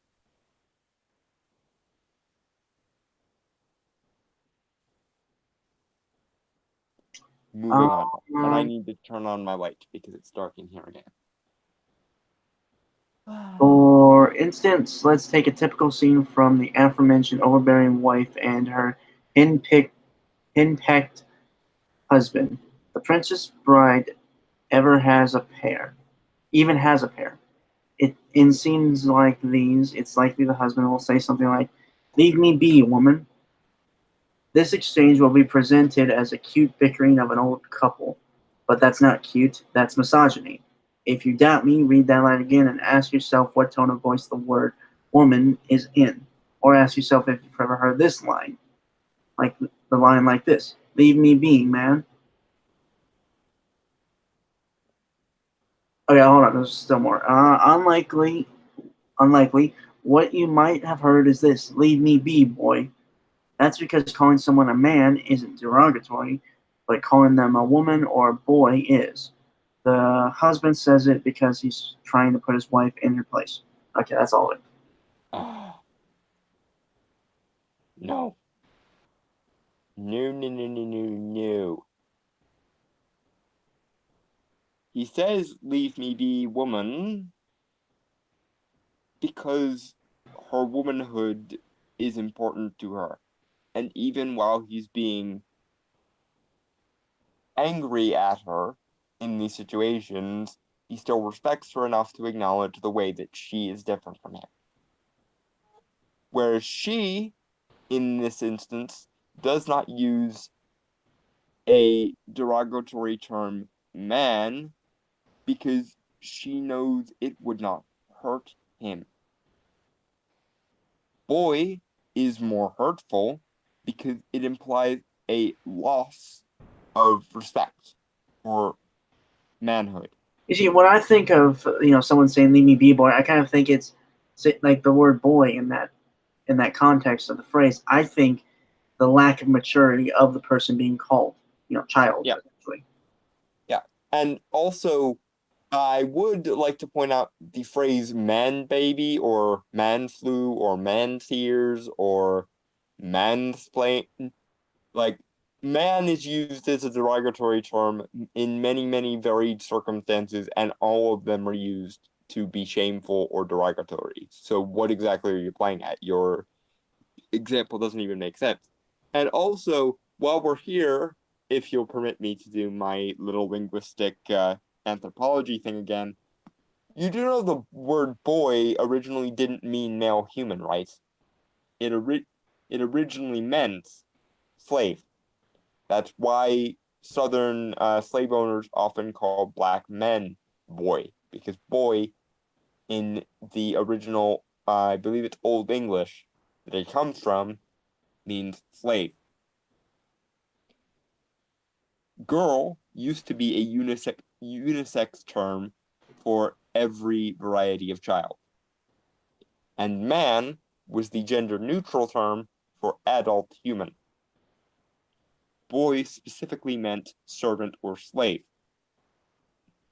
Now, what do you suppose it implies that the term for child became specifically belonging to women, and the term for slave then became the means by which we address young prepubescent men?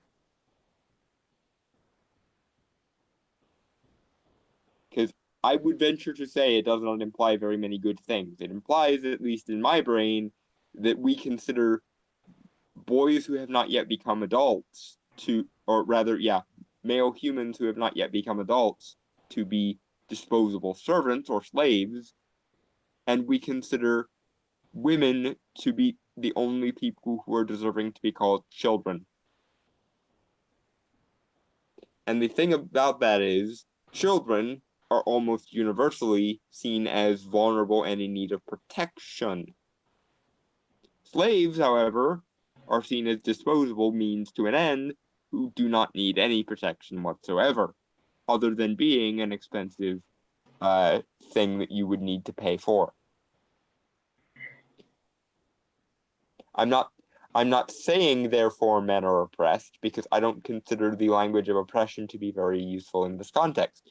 What I am saying is it is very hard to take you seriously going, but my women's, but my women's, but my women's, when shit like the term for slave being applied to the term for young adult or young humans of a male gender, uh, and the term for child becoming explicitly belonging to women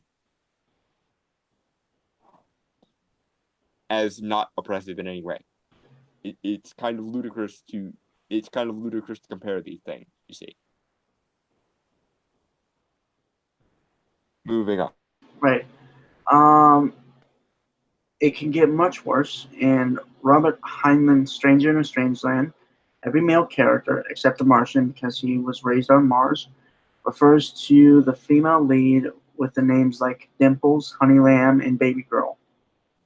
Those are endearments when addressed to a character's love interest or child, but condescending when addressed to other women, to any other woman.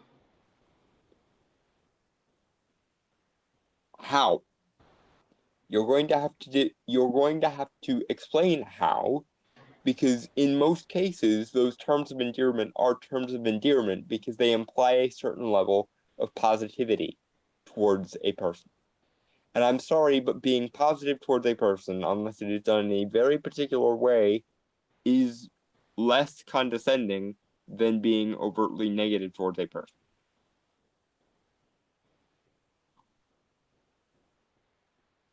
Moving on. Well, I wanted to bring up the fact that I know a few friends of mine that like aren't together with, they are together, and they call themselves, the girl of the relationship gets called baby and stuff like that. It's just, it's a thing. It's whatever. Yes, and here's the thing, darling. I call everyone relatively honorific, lovey-dovey sort of names because I'm kind of flamboyant in my abstractions. Is it just possible that they're being flamboyant in their abstractions and the gender of the person doesn't have anything to do with it? Because terms of endearment are meant to be endearing. Yes, if someone uses a term of endearment incorrectly, it can be quite condescending and annoying, but that is a personal failure of the person who misused the term more so than it says anything about the actual term itself. When I address people, it's in a casual term, it is dude, and in formal terms, it is my lady or sir. My lady. That's funny to me. Well, it's either my lady or my lady. I don't know which one. Sometimes it varies. Yeah. Yeah. Okay. But yeah, it does strike me that he brought up Stranger in the Strange Land because I brought that up once. I didn't know who the author was, but no, some good came out of this article. Yes. Robert Heinlein. It's one of his better stories, actually. Okay. Luckily, the use of pet names has mostly passed out of today's fiction, but we still have an epidemic of male heroes casually giving women orders. Is it just possible that he wanted anyone who was nearby to do the thing he wanted to get done, and the person nearby just happened to be a woman? And he doesn't provide any context. He just says it. Yeah, the assertions on display here are kind of annoying. That's kind of why I'm waffling more often than not, because I don't really have anything to dig my teeth into, so I'm having to kind of pull out every trick I have just to make something worthwhile out of this. Right, and I feel like that's a waste of your talents. But it is the job I signed up for, so Right. Okay. Um, Once you pay attention, you'll be surprised how often male characters tell women what do to. No, it's to do. Jesus Christ. If there are any editors for this site, please check over these writings. And this, Proof read. yeah. God damn.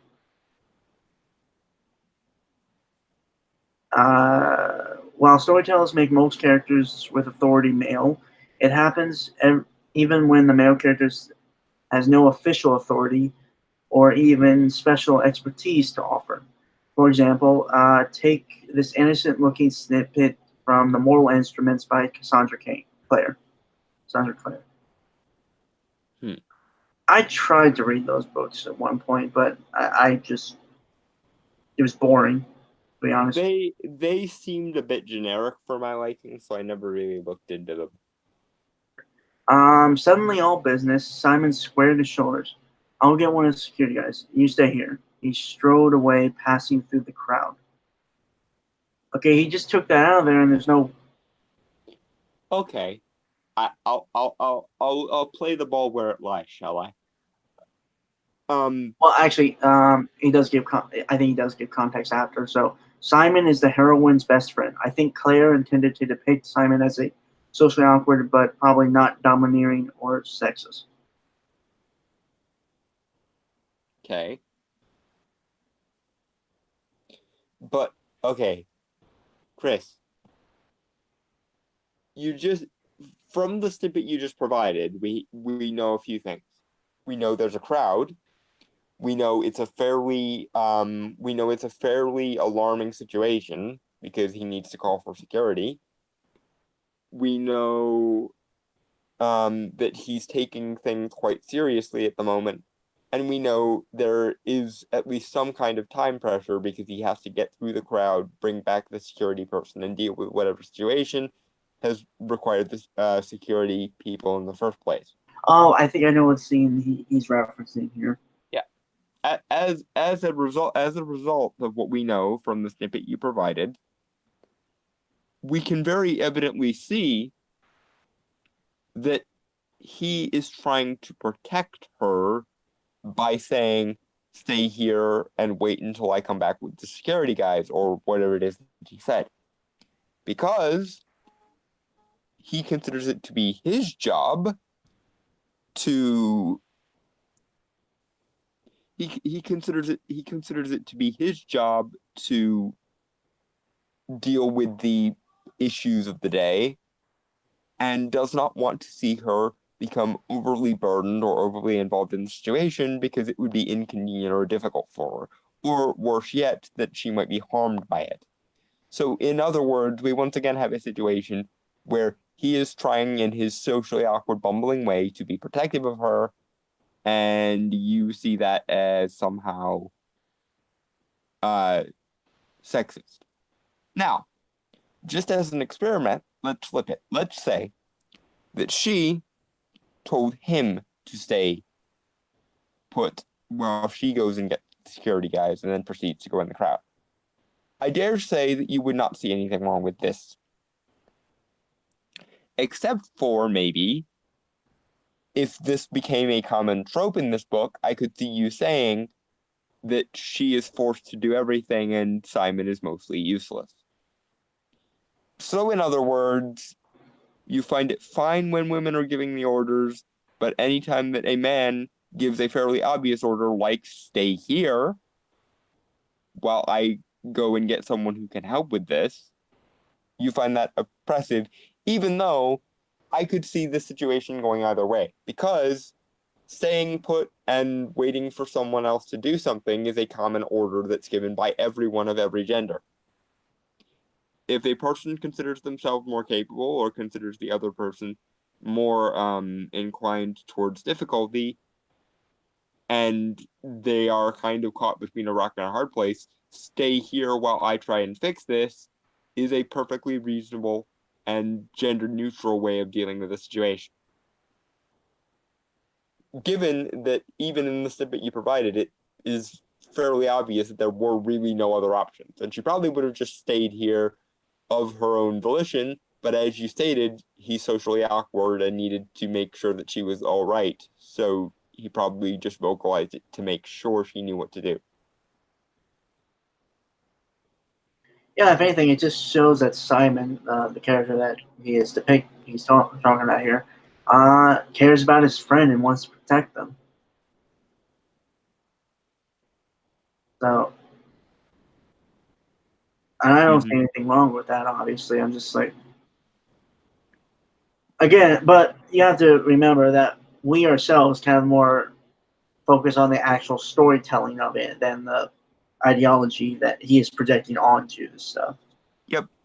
So, okay, near this last part actually of Sign 2. Unfortunately, this dynamic also rears its head in romances. Too many romances feature a male character who knows what's best for the female lead. These stories portray his commands, manipulation, and even kidnapping in a positive light. Provide examples of what you're talking about, please, because if not, this is just an assertion that's utterly meaningless. I think he might be talking. I think he's still talking about Mortal Instruments, but I'm not sure. Like, yeah, you need context. You're just saying something without providing anything. Yeah, you asserted something with not even any reasoning behind it, let alone any examples. So please provide some examples. Okay. By contrast, we rarely see a serious romantic pairing between an experienced woman and an inexperienced man. I'm not sure what he means by that. I think what he's saying is that you rarely see a situation where a young male character is taken under the wing of a older, competent female character.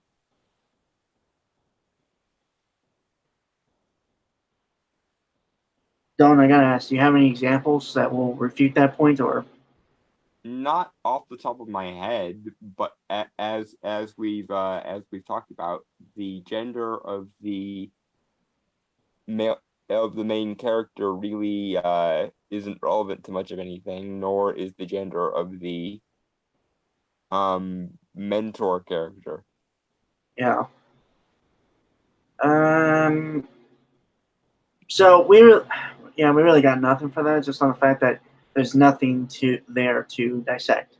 Yeah, we should move because we've got more of this to do, Yeah. and also other things. Right. Female bodies are casually violated. This is better be fucking good. In the show Angel, pregnancy is forced on female characters no less than 3 times, and 2 out of 3 are even fatal to the character. Often known as the mystical pregnancy, this damaging trope is most common in speculative fiction. Okay, first off, and I had seen this episode of Angel when I binged the entire series on Netflix. For one thing, Cordelia, who's the woman in this picture get with the mystical pregnancy, she allowed a man to enter her home and have sex with her, so it was consensual. She didn't know about that, the mystical pregnancy, obviously, but so yeah, she was tricked, but it wouldn't have happened if she didn't consent to the sex. Which I bet consent is the big thing with. I mean, yeah, it's obviously important. I'm just saying, like. Yeah, but I'm sure being a feminist, he kind of exaggerates it. Yeah. Anything to add to that, or you good? Nope, I think I'm good. Okay. In real life, forcing pregnancy on someone usually involves rape. But when there's magic, storytellers can use it to skip the rape and just go right to the involuntary pregnancy. Okay. Because when there's magic, you essentially create a being out of pure energy, and there is no physical affront to be dealt with. Yes, there could conceivably be a mystical affront, which is usually dealt with in these kinds of stories, but the main violatory mechanism of rape is not there because there is no physical affront being done. It is essentially the most painless possible way to become pregnant. Yes, there's still the consent issue because if you are, forced to gestate a life with no knowledge or agency ahead of time, that is still bullshit. But it's not that because it's magic, it's because the physical element that makes rape violent is no longer there. It's still terrible because there's no consent, but it's not violent or physically harmful. And death by childbirth happens in cases no matter which mechanism sets off a pregnancy. Sorry. It's one of those unfortunate facts of life that I think we could really do a lot of good if we focused more attention on not having happen.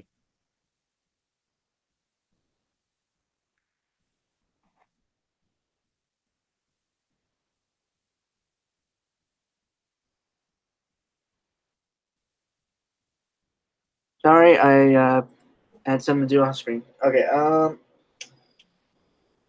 In Angel, the vampire Darla gets pregnant after having consensual sex with another vampire. Vampires are infertile, so she had no reason to think sex would result in pregnancy. Okay, for the record, Angel has a soul. Darla doesn't. And plus, it's all part of this like ancient prophecy but like the vampire with a soul will conceive a son that will destroy an evil. Yeah. So you're dealing with one being that doesn't have a soul and a being that typically doesn't have a soul but does have a soul. So again, mystical thing. It's not. It's not right. Okay. Yeah, and also being she doesn't have a soul, why would she care? Because the reason why, consent is considered a bad thing is because, or rather, lack of consent is considered a bad thing is because it is a personal affront to the internal mechanisms of the being that it's done to, right? Like it's psychologically and emotionally and to an extent spiritually damaging. But because she doesn't have a soul, she doesn't have that kind of internal complexity. She doesn't have those sensibilities to offend. She doesn't have the emotionality. She doesn't have the spiritual element. She doesn't have um, the psychological complexity necessary. She's essentially a sociopath by another mechanism. Funny enough, she develops the soul because her child has a soul.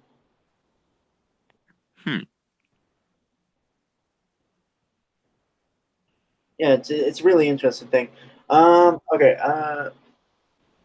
Not only does a mysterious force ensure that she gets pregnant, it also forces her to bring the anonym, anomalous vampire offspring to term.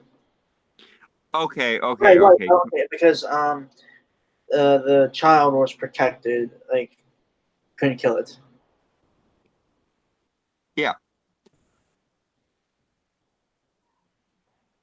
Also, never mind the thing I was going to say. I was going to whine at you for misquoting or diagnosing a Dhampir, but since both beings were vampires, it doesn't really count as a Dhampir. So never mind. Right.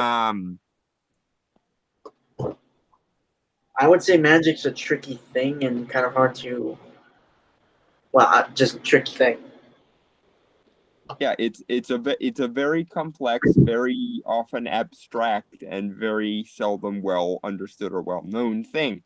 So unless you happen to have an occultist on retainer, yeah, hi, you're not going to know somebody who knows the metaphysical ins and outs of magic very well.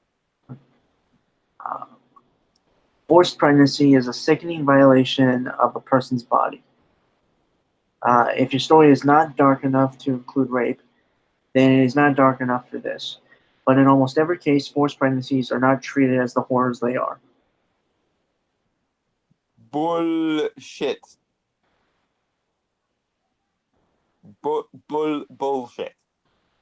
With the possible exception of the Immaculate Conception, it's always treated as some unnatural or unknown or unpredictable thing. Everything from Angel to Twilight acknowledges it as essentially an affront to the natural order. And do you understand why becoming pregnant with no physical violence or force inflicted upon you is less dark than being forcibly raped or violently raped? Do you understand that? If there is no physical affront involved. See? I don't think he does understand.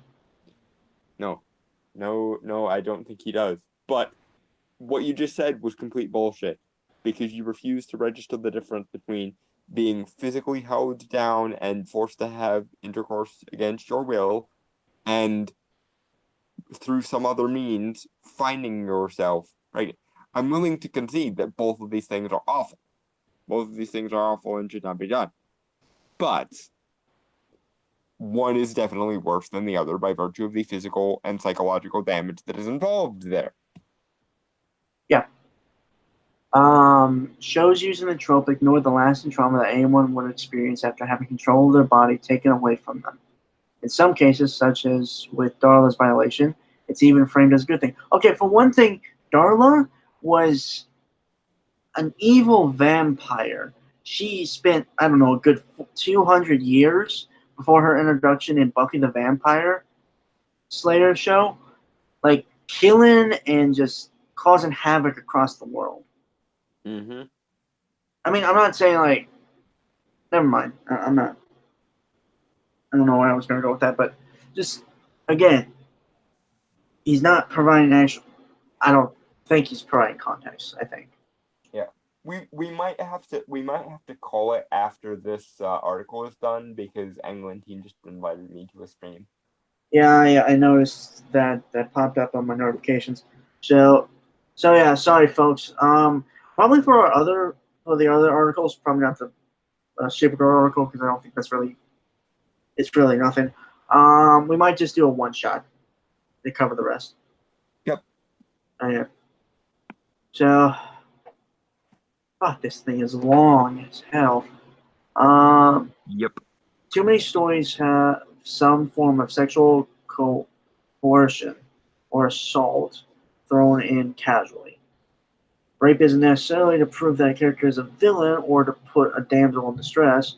Storytellers can use many other harmful behaviors. In certain sexual assault, where it isn't needed, is not only insensitive to real people who have dealt with it, but it also normalizes the behavior. Are you a fucking idiot, Chris? You're asking the question as though it's an open question. It's more rhetorical, I think. Yep. But dude, when that is, I would say when rape is introduced into a story, it is one to further to provide characterization for that character, and two, it's also to, well, it's also for a little bit of shock value, I would say, and again, also because it's to show how the world that you are observing within the story can be fucking dark at times. Mm-hmm. It's not normalizing it; it's actually bringing it to issue. Yeah. If it was so normal that nobody would pay attention to it, they wouldn't use it as a plot device because it wouldn't add anything or be interesting in any way. Not to mention that I would say in a few stories, there's one story. I think the comic Invincible I've mentioned, right? Mm-hmm. There is, and this is later down the line, the character Mark Grayson, Invincible. Um, Yeah. he gets raped by this other super powerful alien chick that's like of his own species, and it is. I think it's like for 2 whole pages of the comic, and it's rough. So again, it does bring up the point, like, women can do terrible shit just like men do, but also because it does bring the point that rape ain't a joke. It's fucked, no matter what. So Yeah. okay. Do you have anything to add before we move on? Try and finish. Nope. Okay. Nope. We can move. Okay. That's why even small instances of inappropriate grabbing and unwanted kisses should be left out. Context. Give us examples, because I mean, most of that stuff is more done for jokes and stuff. Sometimes. And or flirting. Yeah. Yeah. I can't believe I forgot flirting. Duh. I might be a little out of it right now. So. Um. Even a theoretical mention of sexual assault isn't something to insert in your story without a good reason. How about we go where the art demands we go, and your moral systems can get fucked? I wrote like a fantasy story where there was a character who had that happen to them, but well, for one thing, that story sucked just on the fact that I sucked at pacing and stuff. So I scrapped that. But it was to provide context towards the character's action of being kind of racist towards Mm-hmm. a certain group of characters. Um, take this line from Ron L. Hubbard's Battlefield Earth. I've not read that book. Is it good, Dalton, or have you read it either? No, it's written by the guy who invented Scientology, Oh, okay. and it was made into one of the worst movies ever made. I I believe that was. I think I remember hearing about that. Terrell could not have produced a more profound effect had he thrown a meat girl naked into the middle of a room. Okay, I can see why that movie was horrible. Yeah, it was. Let's just say it's one of those. It's kind of like The Room. You have to see it to believe that it exists. Okay. Uh, the implied abuse in this sentence has no purpose other than flavor. Hubbard seems to think that being stripped naked and put on display is something to joke about. Yes, the fucked up, self-indulgent narcissist who invented Scientology is a fucked up pervert with probably some psychological issues. Who knew? Right. The issue here, Chris, is that you are projecting that onto all men, or at least a large enough proportion of society that you find this to be a worthy example of this trope. Again, I find that the problems might in this case lie with you and not with society. Um, Readers who have had anything like that happen to them probably disagree. Okay. They are fully free to disagree, but that doesn't change the fact that the person who is expressing what they are expressing has a right to express it, and that a significant proportion of people, including people who may have experienced similar things, might find it totally okay. I doubt it because L. Ron Hubbard is a sleazebag, but the book does have its fans. Granted, most of these fans are Scientologists, so they're probably a lost cause anyway. Right. But Isn't Tom Cruise a Scientologist? yes, he Huh. he he played Toro in Battlefield Earth, I believe. Well, to be fair, he is a good actor in the Mission Impossible movies. He's a good actor in most things. He was not a good actor in Battlefield Earth because no one was a good actor in that. Okay. Sexual assault can be appropriate in fiction, but unless you're willing to invest in researching all the thorny issues surrounding it and its appearance in stories, I recommend just leaving it out. Okay, fuck you, Chris, because that it's not up to you on what people put in their stories. Okay, it depends on the writers of those stories. And even more so, it depends on what the art itself actually demands.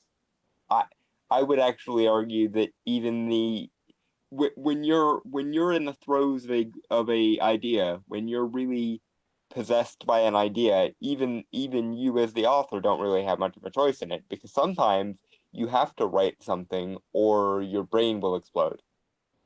That's what inspiration feels like. It feels like you being gripped by something else until you put it down on paper or express it in art in some way. Right. Okay, we are okay. That's number. Okay, so we're almost done. We're at number 4 now. Women live to serve others. Is the title of number 4. Uh, What about men in those stories, Chris? Do men have an oh, I don't know, women? don't. You glitched out there when you said men. Oh, yeah, Chris. Do men have an obligation to serve others in stories? For example, women and making sure they're not misogynists or anything? Or is it or is it just women who can get away in your world with not serving anybody and men still need to be good little soldiers and serve people or they're the villain and therefore evil and therefore fuck them? There is a thing called slaves. No, Yeah. so that's both men and women. even female slaves were often treated better than male slaves because male slaves were considered essentially beasts of burden, whereas female slaves were very often domestic servants because it was believed that because they were women, they were more inclined towards domestic work, like most women were considered, and men, being physically stronger, had a greater burden of proof, and also were more likely to be beaten, whipped, killed, etc. So spoiler notice for Warbreaker by Brandon Sanderson. Dalton. Have you heard of that or have read it or? No. Okay. Sounds interesting. Just by title. Uh, in Warbreaker, two princesses named Ciri and Vivienne are thrust into the center of an escalating conflict between their home kingdom and a powerful neighbor. As two of the primary characters, they'll save the day, right? Nope. Ciri is married off to the puppet ruler of the powerful kingdom. She tries to save him, but only messes up. Instead, he saves her and the kingdom. Again, because this makes sense because sexuality is a kind of power. And many, many alliances in history were made via courtship, via romance, via sex, via romantic relationships. So a woman using her power, which is sexuality, to create an alliance is entirely fitting, and what's more, entirely puts the power in her character, because it's her sexuality that is considered desirable enough to mend those kind of fences. Male sexuality is not sold to anything like the same degree. For example, in the Iliad, Helen of Troy is someone who is considered so desirable that her being assumed to be held against her will is enough to start a war between the two greatest civilizations of that region in that time. Do you think the Iliad would have worked if it had been a man's sexuality that launched 1,000 ships? Because I really, really very much doubt that. Okay. Men are valued for what they do. Women are valued for what they are. Personally, I would rather be valued for both of these things, but if I had to pick one, I'd rather be valued for being who I am rather than what I do. Just saying. Um, for the record, he does say that she tries to save him. So she isn't like she does things. She just doesn't. She doesn't stand around being like a piece to be ogled at. Um, Vivienne makes an even bigger mistake than Ciri, but luckily for her, a male character I'll call Stealth Mary Sue takes her in and gets her straightened out. He saves the day even more, and Vivienne fetches his sword for him. As the story ends, both princesses dedicate their lives to their respective men. Okay, just for the record, I don't think he's. I'm pretty sure he's just given a boilerplate kind of explanation with that matches to his kind of framework and ideology. Yeah. And I don't, there's not enough context here for us to agree with him or. Yeah. One thing I will say, Chris, is that when two people get married, their devotions to each other are considered mutual.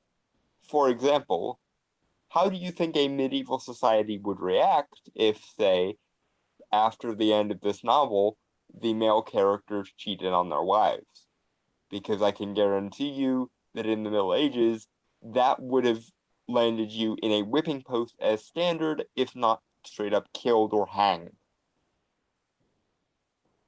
And need I remind you that by being princesses and them being kings, that means that they will become queens who will have all the luxury of a king with none or at least less of the responsibilities, and he will have responsibilities to both his kingdom and her.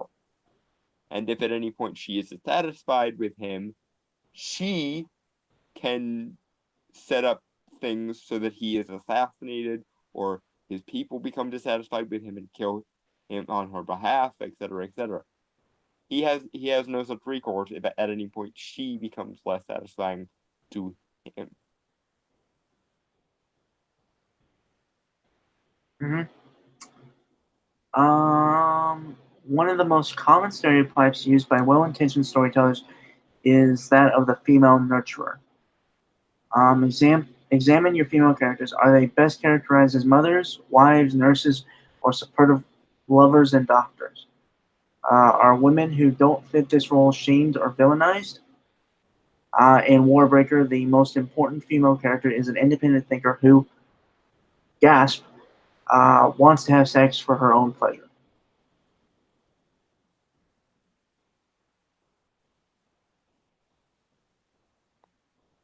Okay, Chris, in the Middle Ages, no one was allowed to have sex for pleasure.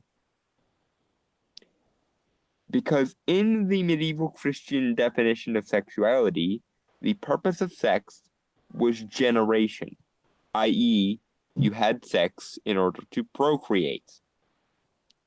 This applied to both genders. That's why both genders were held to some kind of standard of adultery. But as I've said, the standards weren't always enforced equally, but that's not here nor there.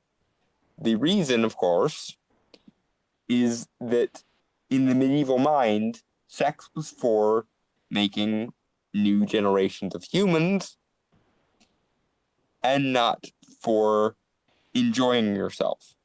In fact, most sins in Christianity have to do with excess. Gluttony is when you enjoy food too much. Lust is when you enjoy sex too much. Greed is when you enjoy money or success too much. Envy is when you enjoy what other people have more than you focus on your own shit. That's not So on and so. that's not enjoy. That's just envy is uh, well, you're envy of people. You want what other people have. That's Right. I'm phrasing it in a way where it lines up with the other ones is what I was doing. But my point is in the medieval and especially the medieval Christian mind, there was this prohibition against doing more, having more fun or enjoying things more than you had to or reasonably should. yeah. I think they said. I think one of the things was is that like dancing was the thing of the devil. Yeah. So, Chris, yes, a person a person of any gender in such a medieval setting would probably be vilified for wanting to have sex for her own pleasure, because the very notion that sex should be more about pleasure than it should be about the practical aspect of procreation was forbidden in the in the medieval Christian mindset. Granted, I don't know how historically accurate this book is, but I mean, it is a fantasy book, so probably not as. but the reason why that trope exists, the reason why that setting exists the way it does, is because in the actual Middle Ages, things like things like those moral codes were in place. That's why virgins were considered sacred, not because women were spoiled by their lack of virginity, but because it meant that the generative resources of that particular woman hadn't been ruined by some other man already.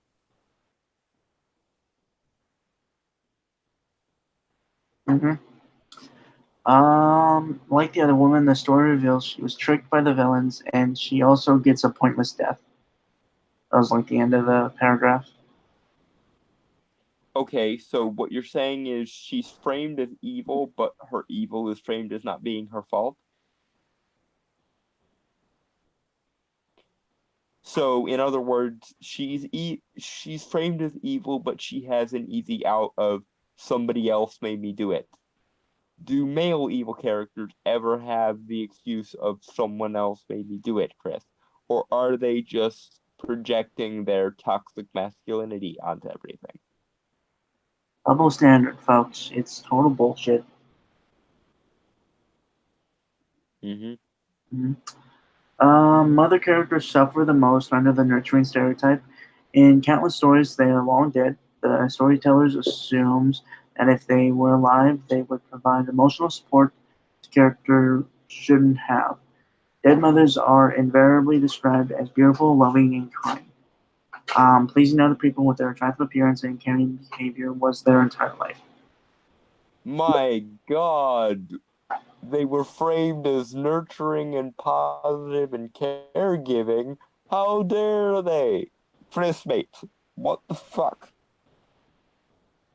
Oh, I forgot. You're one of those people who thinks that the traditional notion of femininity is a result of patriarchy and therefore oppresses women, and not in any way a sign of female power or femininity being valued for its own sake. How are men framed when they are unnecessarily emotional or nurturing, Chris? Are they framed as weak, disposable, usually easily killed? And how are women framed when they are nurturing and kind? When women when women are nurturing, emotional, and kind, that is seen as the status quo because we understand when it comes from women that nurturing and caregiving is a power. We do not seem to extend this notion of nurturing being considered a power to men, even when their actions are self-sacrificial. When a male hero sacrifices himself for someone else, we don't consider that a subcategory of nurturing. We consider that the status quo because that's what men should do to protect vulnerable people. But when but a woman can of course be the opposite of nurturing, like Cersei Lannister, and still be considered a badass character. She can be seductive and still be considered a badass character. But when a man is emotional or vulnerable or weak or in need of nurturing himself, he is considered in need of a hero's journey to make him not those things anymore. Again, not saying therefore men are oppressed. I'm just saying that on balance, probably nobody is oppressed. And if anything, it just means that men and women have different roles. And those different roles come from evolution because women are, of course, the sex that can, bear children and do domestic tasks because they are considered vulnerable enough that they were kept inside whatever dwellings people had in, the prehistoric eras so that they could be safe and therefore be used later on to care for children. Right. They were not an inspiring leader. They were not of the chosen lineage, and they did not invent a mysterious machine no one knows how to operate. They were just kind and pretty. Mothers are rarely allowed to be distant and judgmental the way fathers are. When they are, they're considered terrible people. Fathers are allowed to be flawed parents without being condemned. No, By who? By no. who? By who? By who? By who? Because just about every case of a stern, hard, unfeeling father that I've ever seen is framed as an obstacle for the hero to overcome at best and the downright villain at worst. Just because a man doesn't show his nurturing or affection in the way a woman does, with tears and tissues and emotions, doesn't mean he is not being nurturing towards his son. When men bond, it's usually over skills. A father passes down a series of skills that he has. That is his way of nurturing his son because he realizes that the means by which his son will be judged will be by competence and the skills that they have, as opposed to their worth as a person. Right. And to kind of go on the opposite of it, there are, to be honest, there are a lot of evil mothers in fiction. Probably more so than fathers. Mm-hmm. I mean, anime has a lot of good ones. I can't think of them off the top of my head 'cause I don't really watch anime. But Disney, stepmothers though, but still same concept. Mm-hmm. So again, it's like the whole argument we said. Everyone has the capacity to do right and wrong, and everyone can be an asshole or a good person. Yes. And also, I think it's important here to remember that most of the evil maternal characters in like fairy tales and Disney movies are stepmothers, and there's a very good reason why that is. Because it was considered that a naturally born or a natural mother, i.e., the person who gives birth to a person, has a natural maternal bond with them. And the thing that made the stepmothers evil is that they didn't have that natural maternal bond because they're stepmothers, not biological mothers.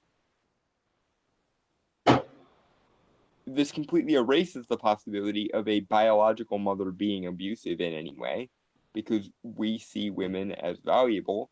Therefore, there is no way they could possibly do anything wrong unless there is some secondary excuse, like, for example, not actually being a child mother. And even the stepmothers are not bereft of their power because a lot of the stepmothers in fairy tales and Disney movies are very powerful seductresses or sorceresses or any number of other vocations that they can have that is a very powerful position, especially for a queen to have. Hmm. Everyone assumes men just don't get all that child rearing stuff because why not be sexist against guys too? Okay, well done for acknowledging that sexism against men is a thing. Because I really wasn't expecting that either. But if this is the case, if you genuinely believe that it hurts men to not be seen as nurturing, how do you feel about child custody battles, Chris? I'm gonna go out on a limb here and say that you probably think it's perfectly right that women get the first crack at their custody because otherwise their fathers might abuse them or neglect them in some way. Am I anywhere near the mark there? Because you believe in the thing we call toxic masculinity again, remember? And, male emotional oppression and the fact that men can't be nurturers. Which I think is total bullshit. Yeah. Okay, so number 5, final one of 5 signs your story might be sexist. No, of your 5 signs your story is sexist. Mm-hmm. Number 5, women are missing.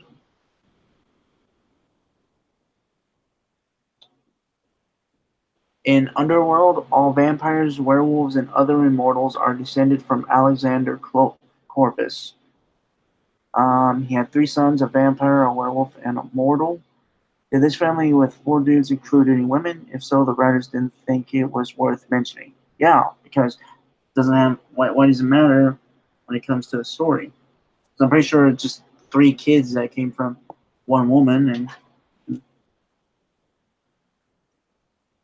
Yeah, no. Just because women aren't included in a story doesn't mean it's sexist. It may, in fact, be the case that the writer excludes women so that he doesn't have to worry about his story being judged for its portrayal of all women. I mentioned this because it's quite important to remember that a large part of the standards of how we treat women in stories are determined by feminists, and you can lose your job if you do it wrong. there's You no could right be, way to do it though. yeah, because of the ever-changing standards and because of the framework that essentially translates any inputs given to it as patriarchy, therefore sexism, unless it's explicitly told in a feminist way. And because of the different factions of feminism. You can do something to please the sex-negative feminists, and you'll piss off the sex-positive feminists. Or you can do something to please the sex-positive feminists, but you'll piss off the sex-negative ones.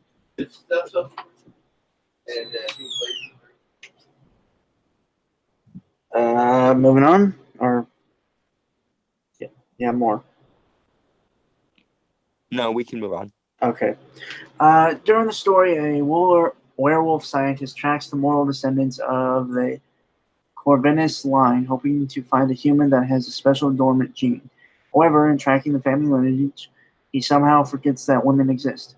His cork board shows no ma- mar- mar- matrilian Maternal. maternal descendants and no female cousins, sisters, or aunts of the chosen Michael Corbin. Uh, sure, this could have a scientific explanation. The gene is on the Y chromosome, but the only reason to make inheritance worth that way is to exclude women. No. Dumbass. Okay. I don't like using monsters as metaphors for things. I think your story should work on literal terms first and foremost, and any external stuff should be just that, external. But vampirism and lycanthropy are often considered to be extensions of qualities of masculinity. So it makes perfect sense for monsters that are generally held to be metaphors for masculinity to have their genetic material be passed down on the Y chromosome, if they thought about it at all. Otherwise, it could just be that making a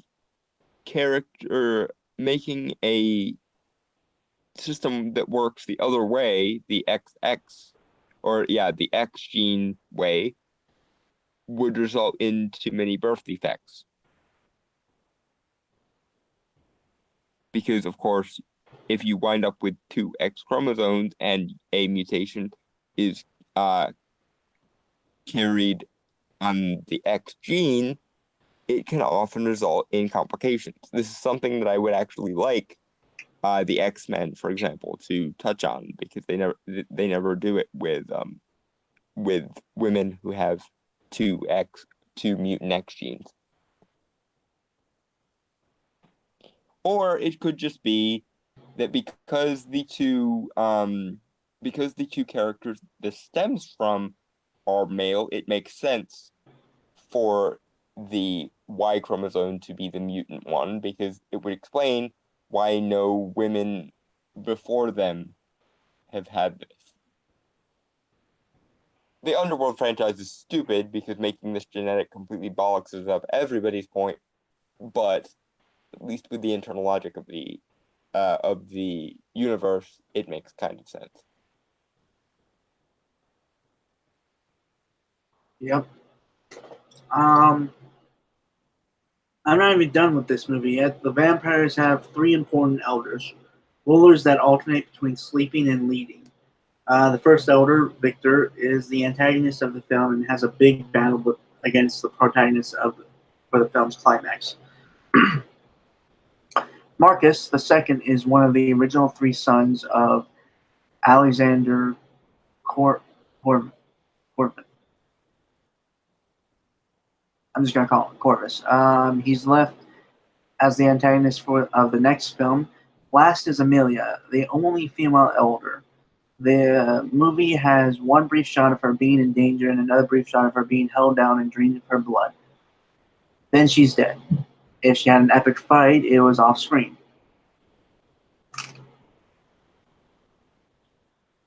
Right, but that doesn't indicate a hatred of women. It just indicates that that was a disposable character.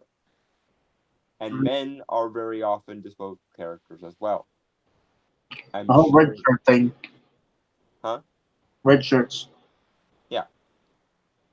Disposable characters are going to be disposable no matter what gender they are. And if your story contains a decent amount of women, some of those women are probably going to wind up being disposable.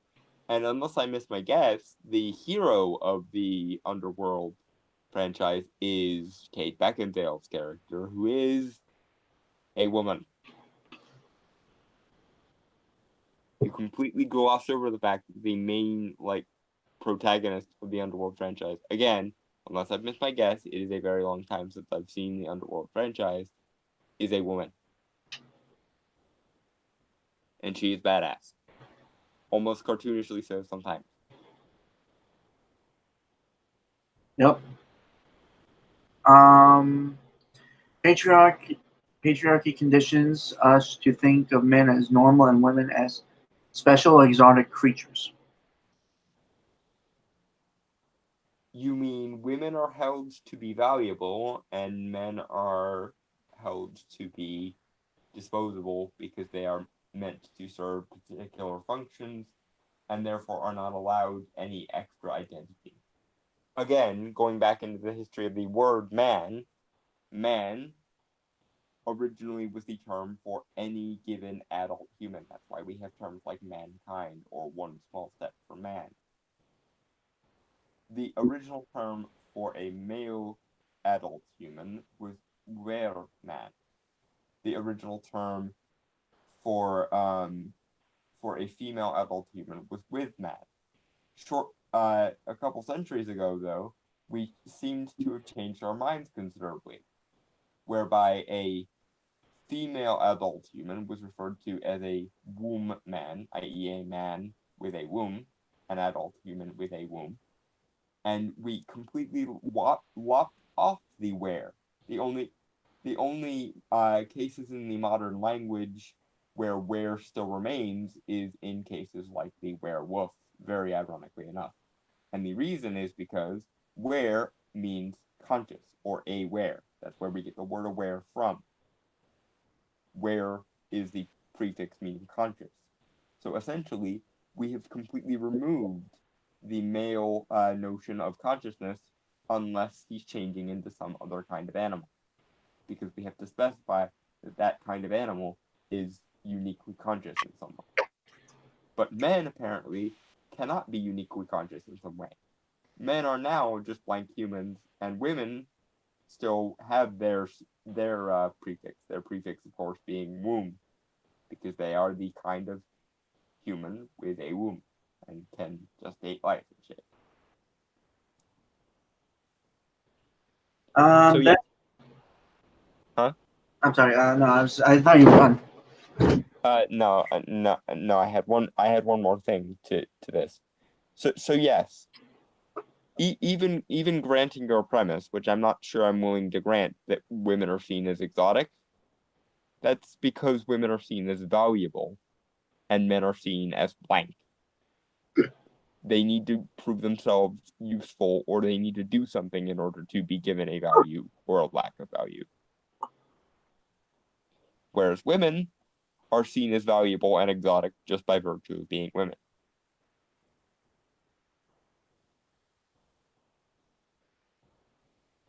Okay, I was again. Yeah. Now I am done. Now you can go. That's why in many stories, particularly stories written by men, and I'm using the I'm kind of picturing the way I'm imagining the way he thought of how this was said when he wrote it. Um, Characters are only women if the storyteller thinks they have to be. In other words, only love interests are women. That's why the main character of Underworld is a woman. She's the love interest of Michael, the audience stand-in. She's clearly designed to be attractive to a male audience. I would also say that she's also attracted to women. You know? Yes, because women enjoy identifying with women who are powerful. Also, again, with the whole lesbian thing. Yeah, and one of the ways in which women uniquely have a power that men do not have or do not have under most normal circumstances is the power of sex appeal. Again, it takes a lot more effort for a man to break through the threshold of being sexually desirable than it does for a woman. A woman is almost seen as sexually desirable by default, and a man has to put in tons of work to get above the threshold of an average man into the realm of desirable. Mm-hmm.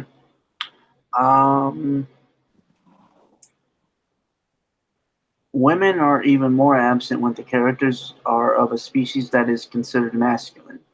Underworld shows us female vampires in the background, but not a single female werewolf.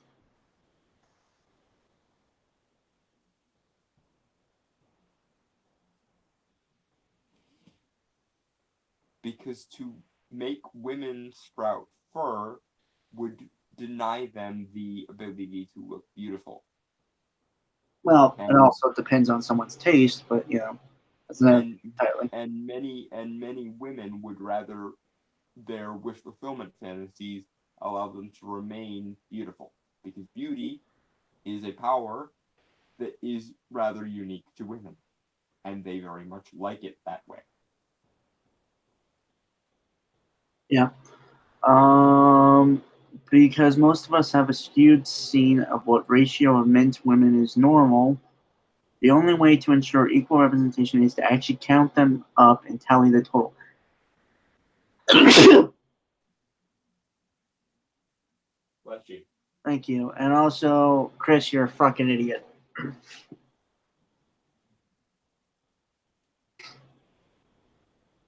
That is legitimately one of the stupidest things I've ever heard. Okay? It doesn't matter what ratio of men and women you have in a story as long as you tell a good story with interesting characters and actual, like, good, a story that is really good, essentially. Like, you take the time to make it, like, you plan it out, all of it. You've taken every step to ensure that that story grabs people, that it speaks to people. Okay? That's what matters, not this fucking stupid ass ratio bullshit. Yeah, because female characters are not meant to be appealing to some kind of universal female experience any more than male characters are meant to appeal to some kind of universal male experience. As we've just covered, men are seen as valuable based on what they can do, what their use is. Interesting other anthropological notion of the history of the word man. The word man in Latin um, comes from the same comes from the root which means hand. Man in Latin meant hand, as in manicure or manuscript or manufacture. So, in other words, in the original Latin, man meant hand, and in the Old English, man meant adult. So, in other words, a man, in order to be seen as a real man, needs to be useful or handy, and he needs to be an adult. A woman really just needs to be able to function as normally biologically, i.e., when a woman has her first period, that is the moment she becomes a woman, and she doesn't really need to do dick else to justify. There are no rite of passage for women aside from having a period. There are many, many cultures in which you are not considered a man unless you can pass a certain metal testing ritual, like hunting or getting your driver's license or being able to drink War. or yeah.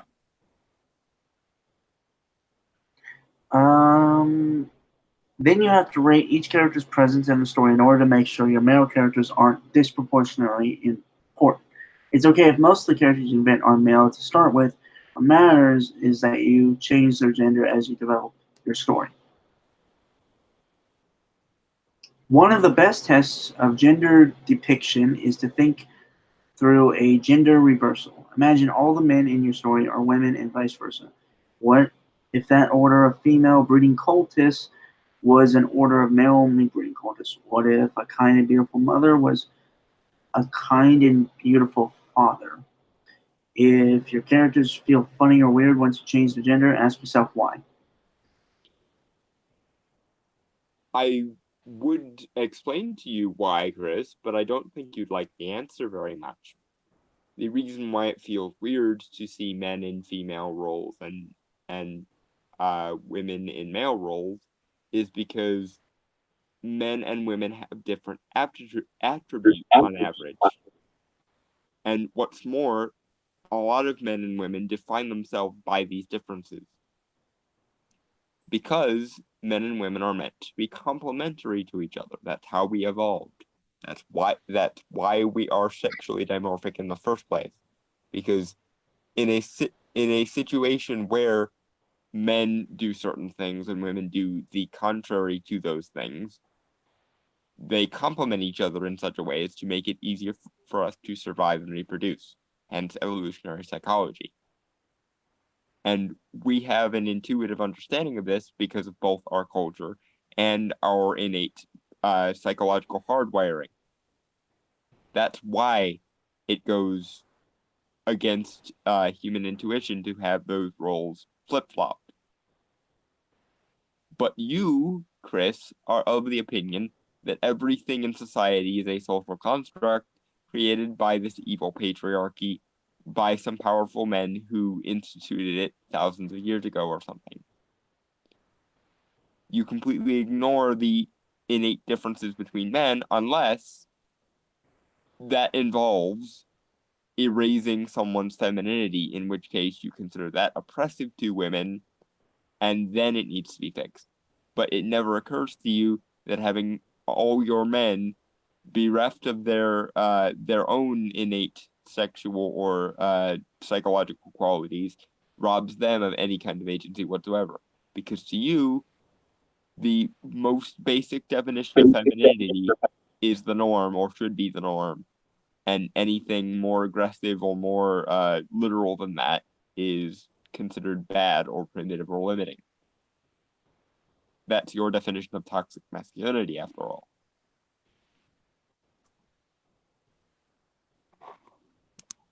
Yeah, I mean, in a way, the part of him saying, the part that said, not, sorry, the, like, maybe gender swap characters, like, that's kind of in, on the fact that, like, how I said, like, I write characters, like, characters themselves that can be either woman or man, and, it more focuses on what does change about a character when you shape, like, certain aspects of the character. Like, how do they change when you change it to the other gender? Maybe the personality doesn't change, but other aspects have to. Yeah. Um, How they interact with the world around them, though, will kind of change. yeah. What was it? Right. I was going to. One of the greatest examples for the character, for a character that was gender swapped, was Ripley of the Alien franchise. Yeah. It was just because originally I believe it was written as the character of Ripley was written as a man. Yeah. But Ridley Scott thought it'd be better to, it would obviously be better to have a female lead star. So, yeah, I'm more just padding out time here. So, Next. but yeah, everything everything Chris said is wrong. Mm-hmm. And are we really surprised? Not really. He opened with my patriarchy, and he has not deviated from my patriarchy. So. Mm-hmm. Um.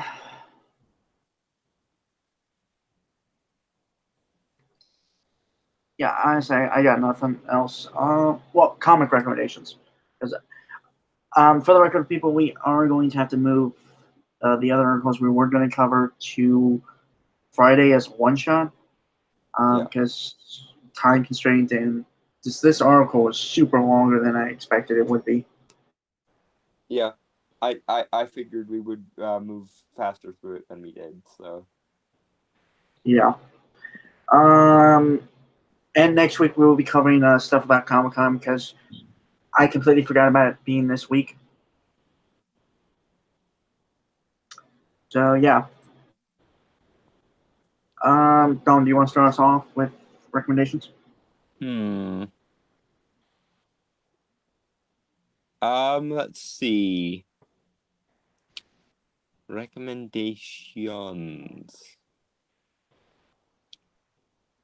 If any of you haven't read Jack Kirby's original Etric and the Demon series, I highly recommend it. And you can get it in trade now, and it contains for the most part the entire run from what I've seen. So there's something to keep in mind. For me, I have to, because I'm going to recommend this constantly, probably. Just on the fact that I still have to wait another week before I do some, before I get some new comics. Invincible, you know, it's a good story. It's a lot of fun. It doesn't turn the head of the superhero comics, like storytelling of superhero comics, on its head. It's kind of meta in a way. It's really fun. So yeah, just that's pretty much my only big recommendation. To something that I can't think of anything else worth recommending. Yeah, anything else, Don? Or are you good? Not off the top of my head. I think we're going to have to call it there. And I will Yeah. be over on I Love Comics stream here shortly after this. So anyone Right. who's interested, So head over there. okay. So see you guys Friday and next Sunday, and have a good week, all. Cheers, guys.